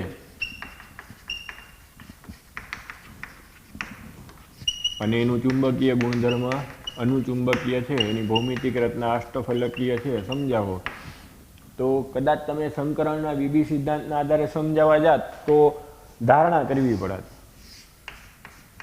તમે આમ લખત D8 એટલે આવી રીતના આમ લખત, પછી એમોનિયા પ્રબળ લિગેન્ડ છે એટલે આમ ફેરગોઠવણી કરી નાખત, તો DsP3D સંકરણની કલ્પના કરવી પડે. તો એવું તો સંકરણ થાય નહીં. ઉપરાંત સંકીર્ણ અનુચુંબકીય છે એટલે ફેરગોઠવણી થતી નથી, એ હકીકત છે. તો હવે શું કરવું? તો પછી તમે આમ એવી ધારણા કરત કે એમોનિયા અપવાદરૂપ નિકલ સાથે ફેરગોઠવણી નથી કરતી એટલે નિર્બળ લિગેન્ડ તરીકે વર્તે છે. આવું ધારીને પછી તમે એમ કહે કે sp3d2 સંકરણ છે, અષ્ટફલકીય છે, બાહ્ય કક્ષક સંકીર્ણ છે, 2 યુગ્મિત ઇલેક્ટ્રોન છે એટલે 2 યુગ્મિત ઇલેક્ટ્રોનની ચુંબકીય ચાક માત્રા જોવા મળશે. આવું બધું તમે ધારણાથી કે નથી થતી ફેરગોઠવણી એવું માનીને કે એમોનિયા અપવાદરૂપ નિર્બળ નિકલ સાથે ફેરગોઠવણી દર્શાવતું નથી, આવું કહી અને આખું મને સમજાવાય. શું કામે કે તમારે પ્રતિ અનુચુંબકીય છે એવું તમને ખબર છે, તમને એ ખબર છે કે એમાં અષ્ટફલકીય આકાર જોવા મળે છે. તો આમ તમારી આગળ કોઈ સૈદ્ધાંતિક પાયો ન હોય, પણ હવે જો મને CFT આવડે છે, ક્રિસ્ટલ ફિલ્ડ થિયરી આવડે છે, તો હું તરત જ એમ કહી દઈશ કે T2G6 Eg2 છે. T2G6 Eg2માં 3 કપલ હોય T2Gમાં અને 2 Egમાં સિંગલ હોય, તો ઇલેક્ટ્રોનની ફેરગોઠવણી થશે જ નહીં, અયુગ્મિત જ રહેશે, કારણ કે સમાન ઉર્જા સ્તર Egમાં તો 2 અયુગ્મિત ઇલેક્ટ્રોન જ રહેવાના. તો હવે આમ ડી કક્ષક પ્રાપ્ય નથી સંકરણ માટે એક 4s 3 4p અને 2 4d કક્ષકો સંમિશ્રિત થઈને sp3d2 સંકરણ ધરાવતી રચના ઉત્પન્ન કરે અને પરિણામે એ બાહ્ય કક્ષક સંકીર્ણ થાય અને એ અષ્ટફલકીય આકાર ધરાવે. 2 અયુગ્મિત ઇલેક્ટ્રોનને કારણે એમાં અનુચુંબકીય ગુણધર્મ જોવા મળે અને એની ચુંબકીય ચાકમાત્રા 2 અયુગ્મિત ઇલેક્ટ્રોનના અનુસંધાનમાં આવે. તો જો ક્યારેક એવું કહી દઈએ કે ni NH3 6 2+ સંકીર્ણ, તો ત્યારે CFT થી સમજાવવાનું. વીબી સિદ્ધાંતથી આપણે ભણ્યા જ એની મર્યાદા છે કે બધા સંકીર્ણ સંયોજનો માટે ચુંબકીય ચાકમાત્રાનું યોગ્ય સંપૂર્ણ અર્થઘટન થઈ શકતું નથી. એના આધારે આપણે સંકરણની બધી સહેલાઈથી માહિતી સમજાવી શકતા નથી. તો આમ એ મર્યાદાને દૂર કરવા માટે આપણે સ્ફટિક ક્ષેત્રવાદ ભણ્યા છીએ. એટલે હવે જ્યાં ન સમજાવી શકાય, વીબી સિદ્ધાંતથી ન સમજાવી શકાતું હોય, અહીંયા બધે કઈને એપ્લાય કરવામાં આવે, સ્ફટિક ક્ષેત્રવાદને એપ્લાય કરવામાં આવે. એટલે જો એમ કહી દઈએ કે એના NH362+ બાહ્ય કક્ષક સંકીર્ણ છે, અનુચુંબકીય છે અને અષ્ટફલકીય છે, તો તમારે ઇલેક્ટ્રોનની ફેરગોઠવણી નહીં કરવાની, કારણ કે CFT પ્રમાણે Egમાં રહેલા 2 ઇલેક્ટ્રોન યુગ્મીકરણ પામતા નથી. એટલે એમાં ઓલું નહીં આવે કે એમોનિયા પ્રબળ લિગેન હોવા છતાં ફેરગોઠવણી નથી થતી.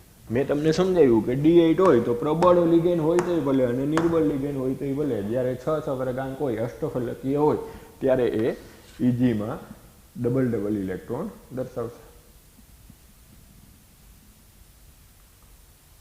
ક્લિયર બધાને? કે હજુ રિપીટ કરવું?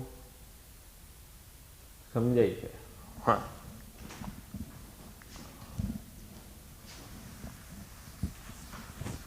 એટલે આજનું લેક્ચર મોસ્ટ IMP. ઘણા બધા નવા કન્સેપ્ટ છે, ઇન્ટરેસ્ટિંગ છે. સીધું ડાયરેક્ટ ટેક્સ્ટબુક પ્રમાણે વાંચવા માંડશો તો નહીં સમજાય. થોડુંક લેક્ચર જોઈ, લેક્ચરમાં ધ્યાન આપી, એકાદ વખત લેક્ચરને રિવાઇન્ડ કરી, જ્યાં વધારાની માહિતી આપી હોય એ વ્યવસ્થિત કન્સેપ્ટ ક્લિયર કરી અને પછી ટેક્સ્ટબુક વાંચશો તો તમને બધું સમજાઈ જશે અને બહુ મજા આવશે. સરસ સિદ્ધાંત છે કે વીબી સિદ્ધાંતની લગભગ ઓલમોસ્ટ કેટલી મર્યાદાઓ જે હતી એમાંથી મોટાભાગની મર્યાદાઓ સ્ફટિક ક્ષેત્રવાદમાં દૂર થાય છે. ક્લિયર? આગળ વધીએ. હવે આજ પ્રમાણે જો મને એમ કહી દઈએ કે સમચતુષ્ફલકીય ક્ષેત્રમાં સ્ફટિક ક્ષેત્ર વિભાજન સમજાવો, સ્પ્લિટિંગ સમજાવો.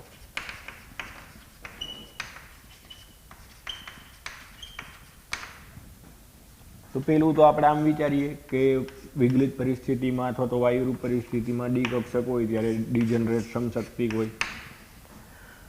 જ્યારે એની ફરતે લિગેન ગોઠવાય અને જો આપણે લિગેનને સમમિતીય ક્ષેત્ર ધારીને ચાલીએ તો એની ઉર્જામાં ફેરફાર થાય, ઉર્જા વધે, પણ એ સરેરાશ બધાની ઉર્જા વધે એટલે સમશક્તિકપણું ગુમાવશે નહીં. જો સમમિતીય અસર થતી હશે તો એ સમશક્તિકપણું ગુમાવશે નહીં, જાળવી રાખશે. પણ આપણે ભણી ગયા કે નહીં, લિગેનની અસર એની ભૂમિતિ પ્રમાણે અલગ અલગ જોવા મળે અને અલગ અલગ જોવા મળે એટલે અસમમિતીય અસર થાય અને અસમમિતીય અસર થાય એટલે આમ ડી કક્ષકનું ઉર્જામાં ફેરફાર થાય અને પરિણામે ડી કક્ષકોનું વિપાટન અથવા તો વિભાજન થાય. તો એ જે સમચતુષ્ફલકીય ક્ષેત્ર છે એમાં જો આપણે વિપાટન વિચારીએ કે કયા પ્રમાણમાં જોવા મળે, કેવી રીતના થાય, તો હવે અષ્ટફલકીય ક્ષેત્રમાં આપણે ભણ્યા હતા કે બધા લિગેન છે એ અક્ષ ઉપર ગોઠવણી પામતા હોય.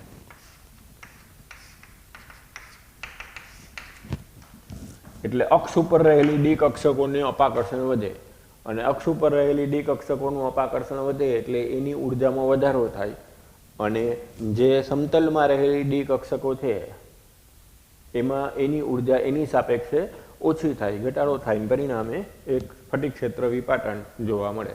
અષ્ટફલકીય ક્ષેત્રમાં જે આ ઉર્જાનો તફાવત ઉત્પન્ન થાય T2G અને Eg કક્ષકો વચ્ચે એને આપણે ડેલ્ટા O વડે દર્શાવી. તો સમચતુષ્ફલકીય ક્ષેત્રમાં જે આ વિપાટનને લીધે ઉર્જાનો તફાવત જોવા મળે એને પહેલાં તો યાદ રાખવાનું delta T, T four tetrahedral, O four octahedral, અષ્ટફલકીય માટે અષ્ટફલકીયનો ઇંગ્લિશ વર્ડ ઓક્ટાહેડ્રલનો ઓ વપરાય, તો સમચતુષ્ફલકીય માટે ટેટ્રાહેડ્રલનો ટી વાપરવામાં આવે. એટલે પહેલાં તો આ એક યાદ રાખવાનું, ભૂલ ન થાય ધ્યાન રાખવાનું કે સમચતુષ્ફલકીય ક્ષેત્રમાં જે વિપાટનને કારણે ડી કક્ષકોની ઉર્જાનો તફાવત છે એને ડેલ્ટા ટી વડે દર્શાવવામાં આવે.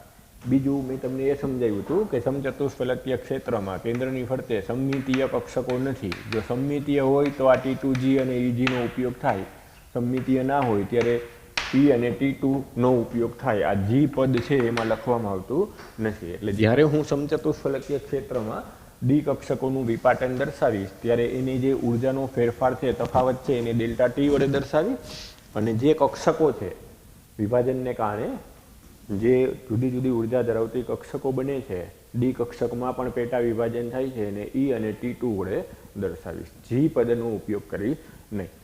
તો હવે જ્યારે સમચતુષ્ફલકીય ક્ષેત્ર હોય ત્યારે લિગેન્ડ છે 109 ડિગ્રી 28 મિનિટના એંગલે ધાતુ આયનની ફરતે ગોઠવાયેલો હોય.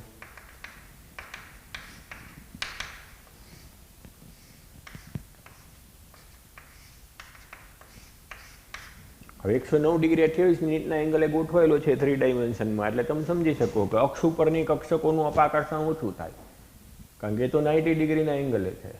જે સમતલમાં વિકર્ણોમાં રહેલી ડી કક્ષક છે, DXY એટલે એક સમતલના વિકર્ણોમાં અને વાય સમતલના વિકર્ણોમાં થાય, તો આમ જે સમતલમાં રહેલી કક્ષકો છે એની નજીક લિગેન્ડનું જે ઋણ વિદ્યુત ક્ષેત્ર છે એ વધુ અપાકર્ષણ કરે.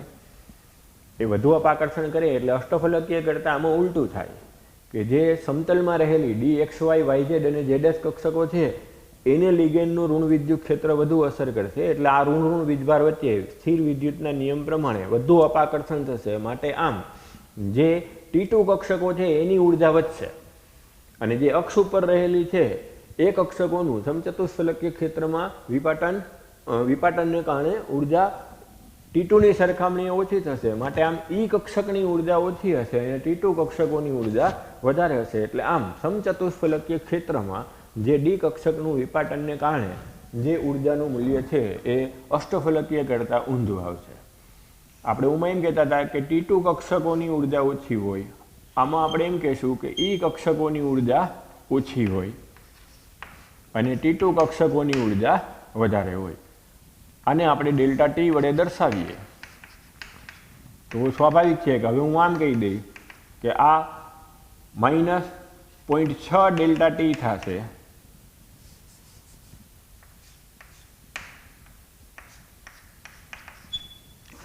અને આ +0.4 ડેલ્ટા ટી થશે.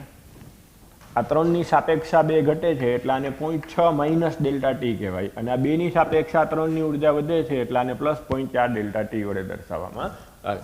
તો આમ સમચતુષ્ફલકીય ક્ષેત્રમાં ટેટ્રાહેડ્રલમાં જો એમ કહીએ કે ડી કક્ષકોનું વિપાટન આકૃતિ દ્વારા સમજાવો તો તમારે ત્યારે આ આકૃતિ દોરીને સમજાવવાનું. જે રીતના અષ્ટફલકીયમાં દોર્યું હતું એ જ રીતના કે જો મેટલ અથવા મેટલ આયન નિરપેક્ષ રીતના એટલે કે વાયુરૂપ પરિસ્થિતિમાં અથવા તો વિગલિત અવસ્થામાં હોય તો એની કક્ષકો ડીજનરેટ હોય. જો લિગેન્ડને આપણે સંમિત ક્ષેત્ર ધારી અને આગળ વધીએ, સંમિત અસર નિપજાવે છે એમ ધારીને આગળ વધીએ તો ડી કક્ષકની ઉર્જા અપાકર્ષણને કારણે વધે પણ સમશક્તિકપણું ગુમાવે નહીં. પરંતુ આ સિદ્ધાંત પ્રમાણે લિગેન્ડ અસંમિત અસર ઉત્પન્ન કરે છે, માટે સમચતુષ્ફલકીય ક્ષેત્રમાં આ સમશક્તિક ડી કક્ષકો નહીં રહે, એનું વિપાટન થશે. પરિણામે નીચી ઉર્જા અને ઊંચી ઉર્જા ધરાવતી ડી કક્ષકો મળશે. એ બે વચ્ચેના તફાવતને ડેલ્ટા ટી સ્ફટિક ક્ષેત્ર વિભાજન ઉર્જા કહેવામાં આવે. જે વિભાજન થશે એમાં ઈ કક્ષકો એટલે કે અક્ષ ઉપર રહેલી કક્ષકો લિગેન્ડના ઋણ ક્ષેત્રથી વિદ્યુત ક્ષેત્રથી ઓછું અપાકર્ષણ અનુભવશે. પરિણામે એની ઉર્જામાં ઘટાડો થશે. જે સમતલમાં રહેલી 3 સમશક્તિક કક્ષકો છે DXY, DYZ અને DZS, જેને આપણે E પ્રકારની કક્ષકો કહીએ, એ લિગેન્ડ દ્વારા વધુ અપાકર્ષણ અનુભવશે. પરિણામે એની ઉર્જામાં વધારો થશે અને પરિણામે સમચતુષ્ફલકીય ક્ષેત્રમાં ડી કક્ષકનું વિપાટન આ રીતના દર્શાવવામાં આવે. ક્લિયર? હવે તમે એમોનિયાના 6 લિગેન્ડ લઈ અને નિકલ +2ની ફરતે અષ્ટફલકીય રીતના જે ડેલ્ટા ઓ આવે એ પ્રેક્ટિકલી કેલ્ક્યુલેટ કરો અને 4 લિગેન્ડ લઈ અને નિકલ +2 આયનની ફરતે જે ડેલ્ટા ટી સમચતુષ્ફલકીય ક્ષેત્રમાં જે વિભાજનની ઉર્જા આવે એ કેલ્ક્યુલેટ કરો અને એ બેની વેલ્યુને સરખાવો તો મોસ્ટલી આવું જોવા મળે કે ડેલ્ટા ટીની વેલ્યુ ડેલ્ટા ઓની સરખામણીએ ઓછી જોવા મળે. આંકડાકીય માહિતી ઉપરથી આ સમીકરણની તારવણી કરવામાં આવી કે ડેલ્ટા ઓના 4/9 ભાગ જેટલું ડેલ્ટા ટીની વેલ્યુ હોય. એટલે આનો મતલબ શું થાય કે 4 લિગેન્ડની હાજરીમાં જે અપાકર્ષણ છે સમચતુષ્ફલકીય ક્ષેત્રમાં એ ઓછું છે, 6 લિગેન્ડની હાજરીમાં એ અપાકર્ષણ વધારે છે. તો વેલ્યુ બેઝ આંકડાકીય રીતના મોટે ભાગે આ જે આંકડાઓ છે એ આ સમીકરણનું પાલન કરતા જોવા મળે. એટલે એક જનરલ ફોર્મ્યુલા તમને આપી દીધી કે ડેલ્ટા ટી સમાન લિગેન્ડ લઈ અને હું અષ્ટફલકીય અને ચતુષ્ફલકીય ક્ષેત્રમાં જો જે ઉર્જાનો તફાવત છે એ માપું અને એ બેના આંકડાને સરખાવું તો મોસ્ટલી આ સમીકરણનું પાલન થતું જોવા મળે. એટલે એક તમને જનરલ ફોર્મ્યુલા આપી દીધી ટેક્સ્ટબુકમાં કે સમચતુષ્ફલકીય વિભાજન પ્રમાણમાં અષ્ટફલકીય વિભાજનની સરખામણીએ ઓછું હોય અને એટલે મોટે ભાગે સમચતુષ્ફલકીય ક્ષેત્રમાં ડેલ્ટા ઓ લેસ ધેન પી આમ જે આપણે બોલતા અને ડેલ્ટા ઓ ગ્રેટર ધેન પી આમ બે શક્યતા કહેતા, એમ ચતુષ્ફલકીયમાં મોસ્ટલી ડેલ્ટા ઓની સરખામણીએ ડેલ્ટા ટી નાનું છે એટલે આમ યુગ્મીકરણ ઉર્જા મોટે ભાગે એના કરતાં વધારે હોય અને પરિણામે જ્યારે સમચતુષ્ફલકીય ક્ષેત્ર હોય ત્યારે એમાં નિમ્ન સ્પિન સંકીર્ણની શક્યતા બહુ ઓછી હોય, એમાં હાઈ સ્પિન કોમ્પ્લેક્સની શક્યતાઓ પ્રમાણમાં વધારે જોવા મળે. એટલે કે જ્યારે સમચતુષ્ફલકીય ક્ષેત્ર હોય ત્યારે આમ ટી કક્ષકમાં યુગ્મીકરણની શક્યતા ઓછી હોય, એને બદલે એ ઇલેક્ટ્રોન ક્યાં વહી જાય? T2 કક્ષકમાં વહી જાય અને પરિણામે મોટે ભાગે સમચતુષ્ફલકીય ક્ષેત્રમાં જે સંકીર્ણ આપણે કલ્પતા હોઈએ એ હાઈ સ્પિન કોમ્પ્લેક્સ હોય, લો સ્પિન કોમ્પ્લેક્સ પ્રમાણમાં ઓછા જોવા મળે. ક્લિયર? એટલે ક્યારેક કોઈક વખત આવું પૂછે, ડેલ્ટા ઓની વેલ્યુ આપી દઈએ MCQમાં આવું પૂછી નાખે, ડેલ્ટા ઓની વેલ્યુ આપી દઈએ અને એમ કહે કે એના આધારે ડેલ્ટા ટી ગણો એ ધાતુ આયન માટે લિગેન્ડનો ઉપયોગ કરીને આ સૂત્રમાં કિંમત મૂકીને તમારે જે જવાબ આવતો હોય લખી નાખવાનો. હવે જો CFACનું સૂત્ર ડેલ્ટા ટી માટે બનાવવું હોય એટલે કે સમચતુષ્ફલકીય ક્ષેત્રમાં જો સ્ફટિક ક્ષેત્ર સ્થાયીકરણ ઉર્જાનું સૂત્ર તમારે બનાવવું હોય તો હવે તમે જાતે બનાવી શકો. તમે આમ કહી શકો કે +0.4 ગુણ્યા T2Gમાં રહેલા ઇલેક્ટ્રોનની સંખ્યા ઓછા 0.6 ગુણ્યા EGમાં રહેલા ઇલેક્ટ્રોનની સંખ્યા મલ્ટીપ્લાઈડ બાય ડેલ્ટા ટી. આને સમચતુષ્ફલકીય ક્ષેત્રમાં સ્ફટિક ક્ષેત્ર સ્થાયીકરણ ઉર્જાનું સૂત્ર કહેવામાં આવે. એટલે ક્યારેક કોઈક વખત સમચતુષ્ફલકીય ક્ષેત્રમાં CFACની કેલ્ક્યુલેશન કરો અને એમ કરીને તમને કોઈ એક ઇલેક્ટ્રોન રચના આપી દીધી હોય, ધારો કે અહીં એમ કહી દીધું D5 અને ચતુષ્ફલકીય છે, ધાતુ આયનની ઇલેક્ટ્રોન રચના D5 છે અને ચતુષ્ફલકીય છે, તો હવે તમારે આમ કરવાનું single single single single single.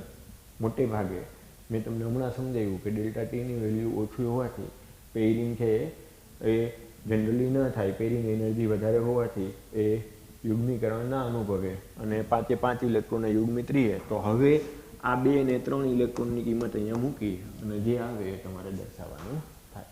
તો એને સ્ફટિક ક્ષેત્ર સ્થાયીકરણ ઉર્જા તરીકે ઓળખવામાં આવે. કયા ક્ષેત્રમાં? સમચતુષ્ફલકીય ક્ષેત્રમાં. તો હવે આપણે 2 ક્વેશ્ચન વ્યવસ્થિત રીતના ટેક્સ્ટબુક પ્રમાણે કરી નાખવાના. પહેલો ક્વેશ્ચન એ અષ્ટફલકીય ક્ષેત્રમાં ડી કક્ષકોનું વિભાજન સ્ફટિક ક્ષેત્રવાદના આધારે સમજાવો અને બીજો ક્વેશ્ચન સમચતુષ્ફલકીય ક્ષેત્રમાં ડી કક્ષકોનું વિભાજન સ્ફટિક ક્ષેત્રવાદ ક્રિસ્ટલ ફિલ્ડ થિયરીના આધારે સમજાવો. બરાબર? તો ટેક્સ્ટબુક પ્રમાણે વ્યવસ્થિત પોઈન્ટ વાઇઝ લખી નાખવાના. સમચતુષ્ફલકીય ક્ષેત્રમાં એને અષ્ટફલકીયમાં વિસ્તારપૂર્વક સમજાવ્યું છે એટલે એને લખાણ બહુ ઓછું આપ્યું છે. તમારે અષ્ટફલકીય ક્ષેત્ર ઉપરથી વ્યવસ્થિત રીતના એ ક્વેશ્ચન આખો નવેસરથી ડિઝાઇન કરી અને વર્ણન વ્યવસ્થિત રીતના કરીને સમજાવવાનું. જે રીતના અષ્ટફલકીયમાં લખ્યું છે સ્ટાર્ટિંગમાં એ જ રીતના તમારે સમચતુષ્ફલકીયમાં જાતે લખવાનું. ફરક શું આવશે? ઓમાં આપણે એમ બોલીશું કે T2Gની ઉર્જામાં ઘટાડો થશે અને EGની ઉર્જામાં વધારો થશે. આમાં એમ કહેશું કે EGની ઉર્જા ઘટશે અને T2Gની ઉર્જા વધશે. બરાબર? બાકી જે આકૃતિ અને સમજૂતી છે એ જે અષ્ટફલકીયમાં છે એ જ પ્રમાણે તમારે સમચતુષ્ફલકીયમાં આપવાની થશે. આ એક વસ્તુ ધ્યાન રાખવાનું કે સમચતુષ્ફલકીય ક્ષેત્રના વિભાજનની ઉર્જા જનરલી અષ્ટફલકીય ક્ષેત્રના વિભાજનની ઉર્જાના 4/9 જેટલી જોવા મળે. એટલે એનો મતલબ શું થાય કે સમચતુષ્ફલકીય ક્ષેત્રમાં વિપાટનની ઉર્જા ઓછી હોય અને એટલે એમાં લો સ્પિન કોમ્પ્લેક્સ જ મળે. એમાં હાઈ સ્પિન કોમ્પ્લેક્સની શક્યતાઓ પેરિંગ એનર્જી વધારે હોવાથી ભાગ્યે જ જોવા મળે. ક્લિયર? તો જો હવે આ ક્વેશ્ચન મેં તમને ભણાવ્યું હોય એ આવડે સમજાય તો અત્યારે આપણે એક લખાણ સંબંધિત પ્રશ્નનો ક્વેશ્ચન ઇઝીલી સોલ્વ કરી શકીએ. અત્યારે હું તમને એક લખાણ સંબંધિત પ્રશ્નનો ક્વેશ્ચન સોલ્વ કરાવું છું. એ પૂરેપૂરો ધ્યાનમાં લઈ લ્યો, સમજી લ્યો તો તમને આખો ક્વેશ્ચન પાછો રિવાઇઝ થઈ જશે અને નવેસરથી પાછો સમજાઈ પણ જશે. લખાણ સંબંધિત પ્રશ્નોમાં 9.10 નંબરનો ક્વેશ્ચન છે. આમ આપ્યું છે હેક્ઝા એક્વો મેંગેનીઝ 2 આયન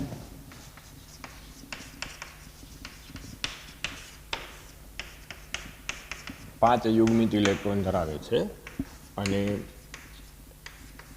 હેક્ઝાસાયનાઇડો મેંગેનેટ 2 આયન એક જ યુગ્મિત ઇલેક્ટ્રોન ધરાવે છે. હેક્ઝાસાયનાઇડો મેંગેનેટ 2 આયન એક જ યુગ્મિત ઇલેક્ટ્રોન ધરાવે છે. એ તમે સ્ફટિક ક્ષેત્ર સિદ્ધાંતનો ઉપયોગ કરીને સમજાવો. ચોખવટ કરીને તમને આમ કીધું કે સ્ફટિક ક્ષેત્રવાદના આધારે સમજાવો, સંકરણના આધારે નહીં, ધારણાના આધારે નહીં, વિબી સિદ્ધાંતના આધારે નહીં. તો જો હવે મને સ્ફટિક ક્ષેત્રવાદના આધારે સમજાવવાનું કીધું હોય તો હું તરત જ આમ વિચારું કે લિગેન્ડના ક્ષેત્રને કારણે, સ્ફટિક ક્ષેત્રને કારણે મેંગેનીઝ +2માં જે D5 ઇલેક્ટ્રોન રચના છે, જે આપણે સમશક્તિ હાલીને ચાલીએ છીએ એ રહેશે નહીં.